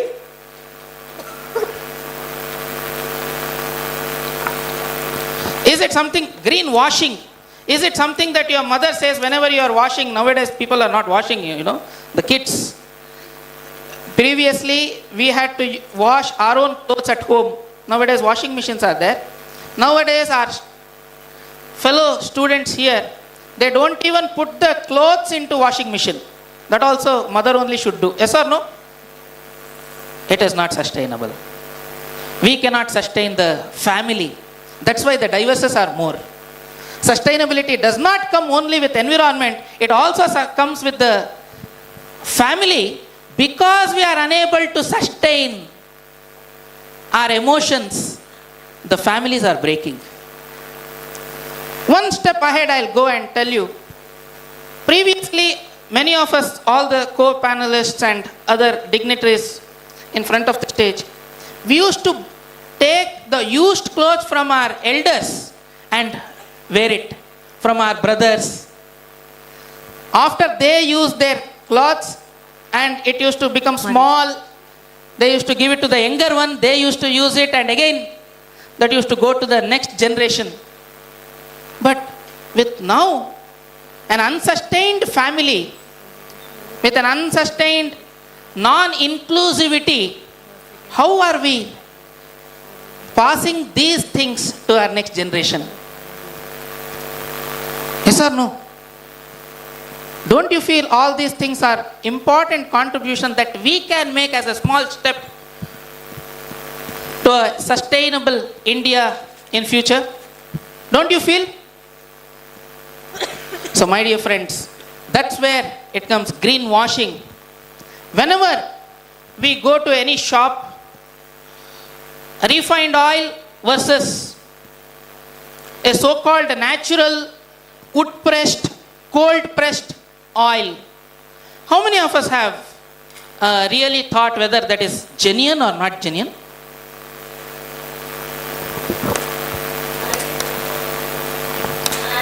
Can we have Madam have mic?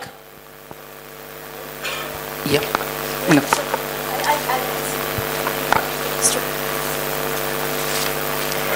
Yeah, how many of us, the question I repeat before getting into the answer. The question again, when we go to the shop and see a refined oil and next to that a naturally wood pressed or cold pressed oil, how are we understanding or making sure that that product is genuine?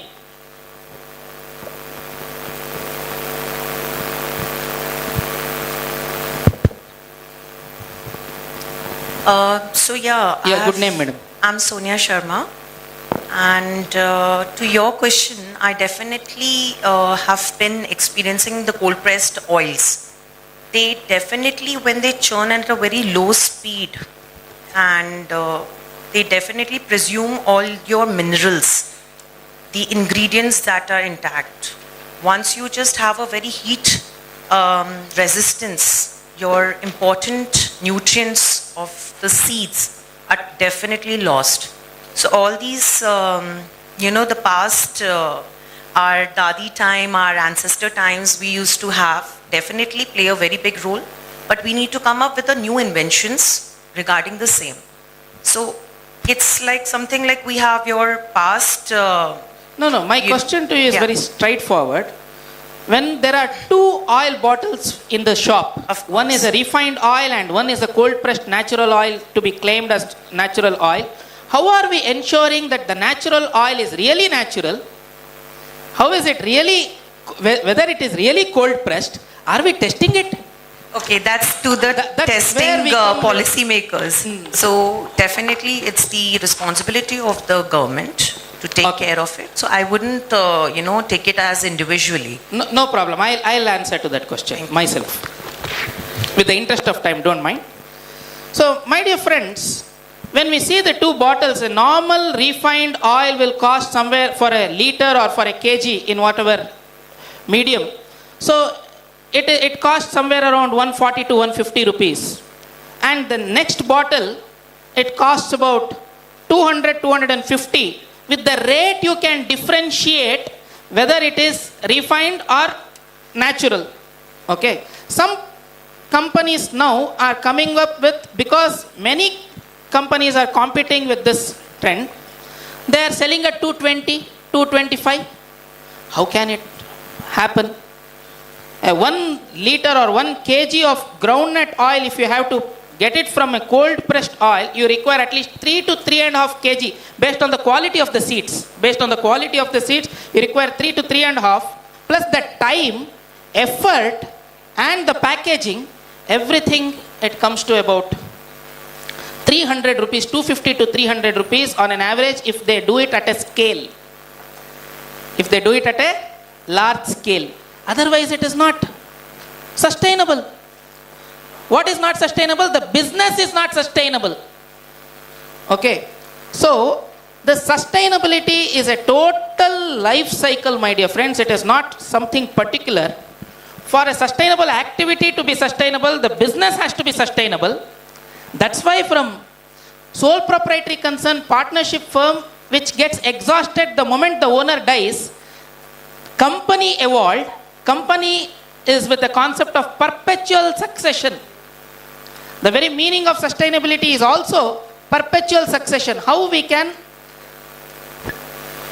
give the existing thing to the next generation. So the company is a sustainable one. So entrepreneurs, students who are planning to be entrepreneurs have to think about a sustainable business model also, and be careful about these false allegations made by the companies, because every company in India nowadays, every listed company, at least the first top 1,000 companies with the market capitalization have to compulsorily adhere with the sustainability standards. IFRS sustainability standards S1 and S2, they have to be compulsorily adhering to. Yes or no? And business reporting and sustainability reporting, BRSR reporting is compulsory nowadays for all the listed companies, 1,000 listed companies. And even they are making it compulsory for the unlisted companies, small companies. They have come up with BRSR beta version in MCA, Ministry of Corporate Affairs. They have come up with a beta version, a smaller version, where every company should report in their director report or in their annual report that how in their business they are being sustainable. You're able to understand? So these regulatory standards also make it compulsory for the business to be more sustainable in this current era. Yes, sir. I think that's quite an energetic end to this concept of sustainability that we've been talking about. I'll just take this other mic.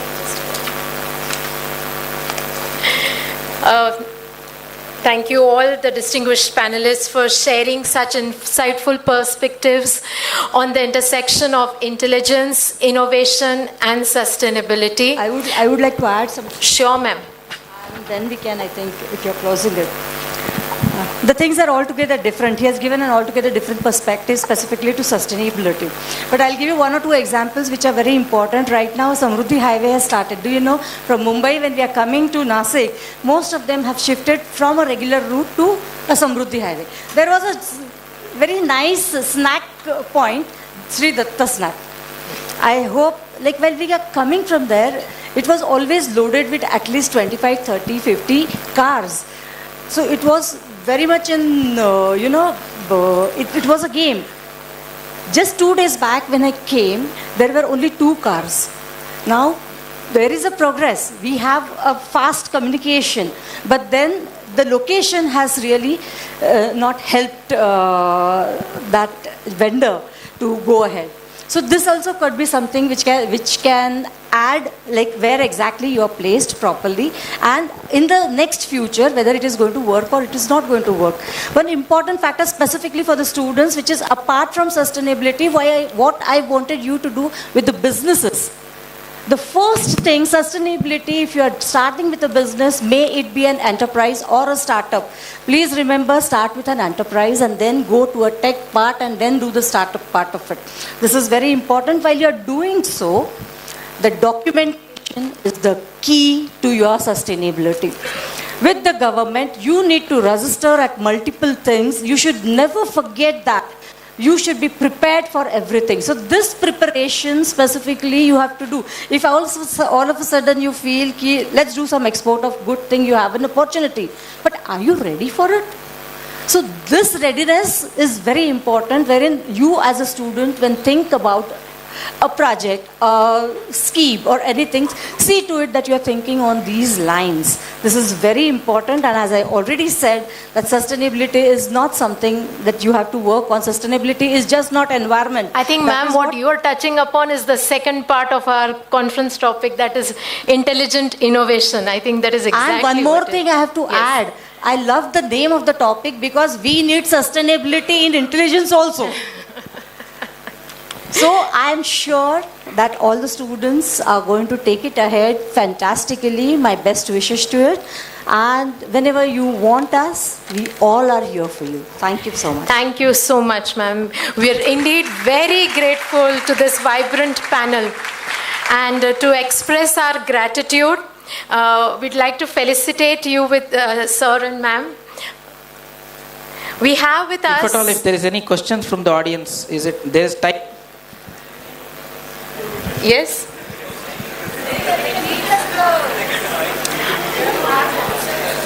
Yeah, okay. I think you can also discuss at length during lunchtime. Do you need lunch to sustain yourselves further today? I think we can have the discussion during lunchtime. You can talk to sir and ma'am. Yeah?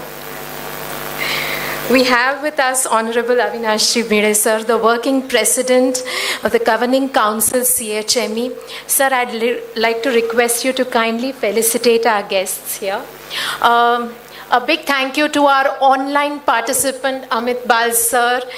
We won't be able to physically felicitate him, but we express a deep gratitude to him for joining us all the way from Malaysia, and Shweta More, who joined us briefly from Europe. Thank you to both of them.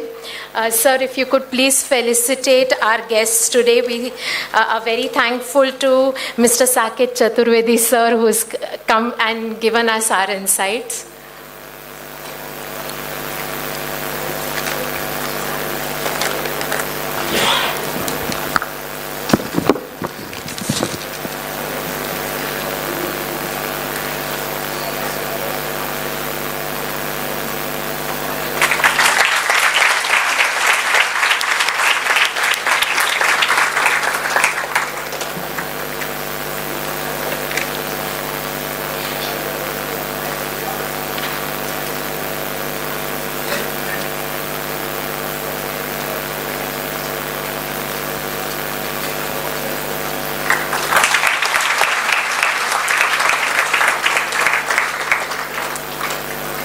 Thank you, sir.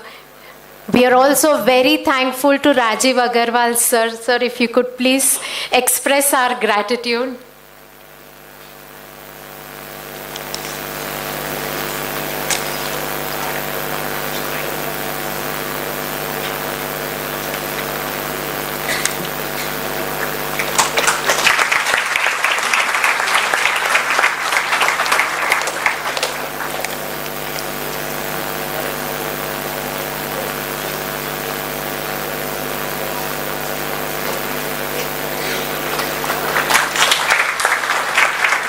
Thank you, sir. We'd like to thank Mandar Kulkarni, sir, also. Thank you so much, sir, for your inputs.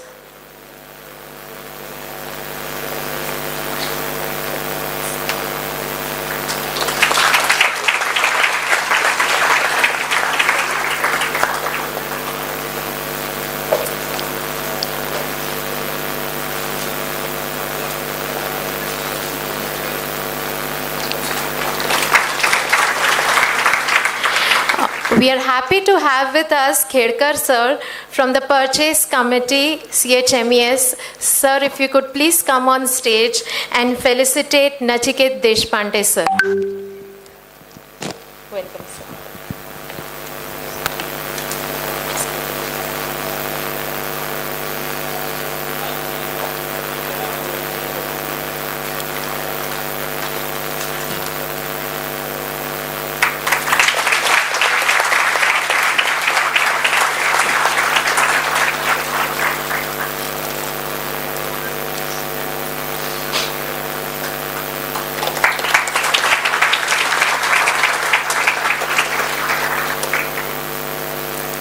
We're also very grateful to Makran Kulkarni sir. Sir, if you could please felicitate him on our behalf.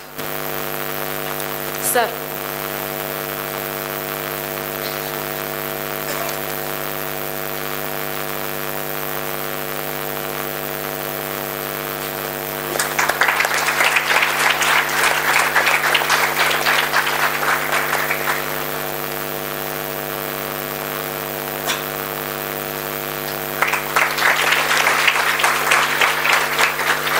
We are happy to have with us Deepak Joshi sir, Chairman, Vidya Prabodhini. Please sir, if you'd come on stage and felicitate our guests today. A very big thank you to Dhanshri Hardas ma'am.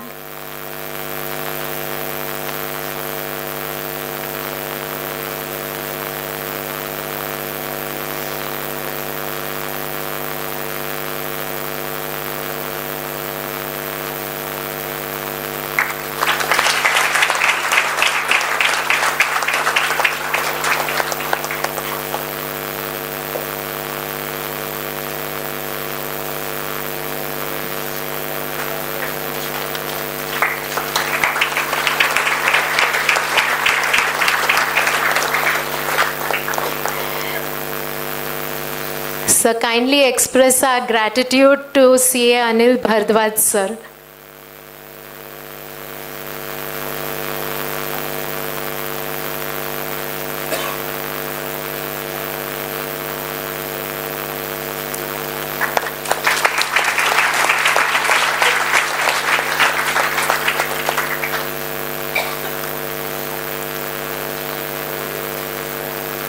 We are happy to have with us Rishikesh Joshi sir, member CDC DMI.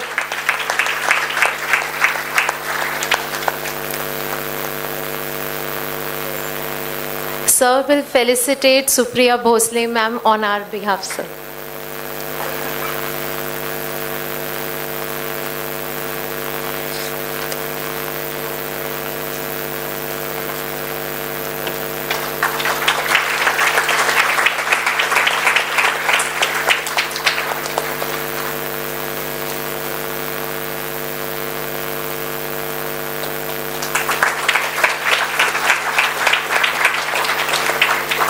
So again, a big thank you to all of you.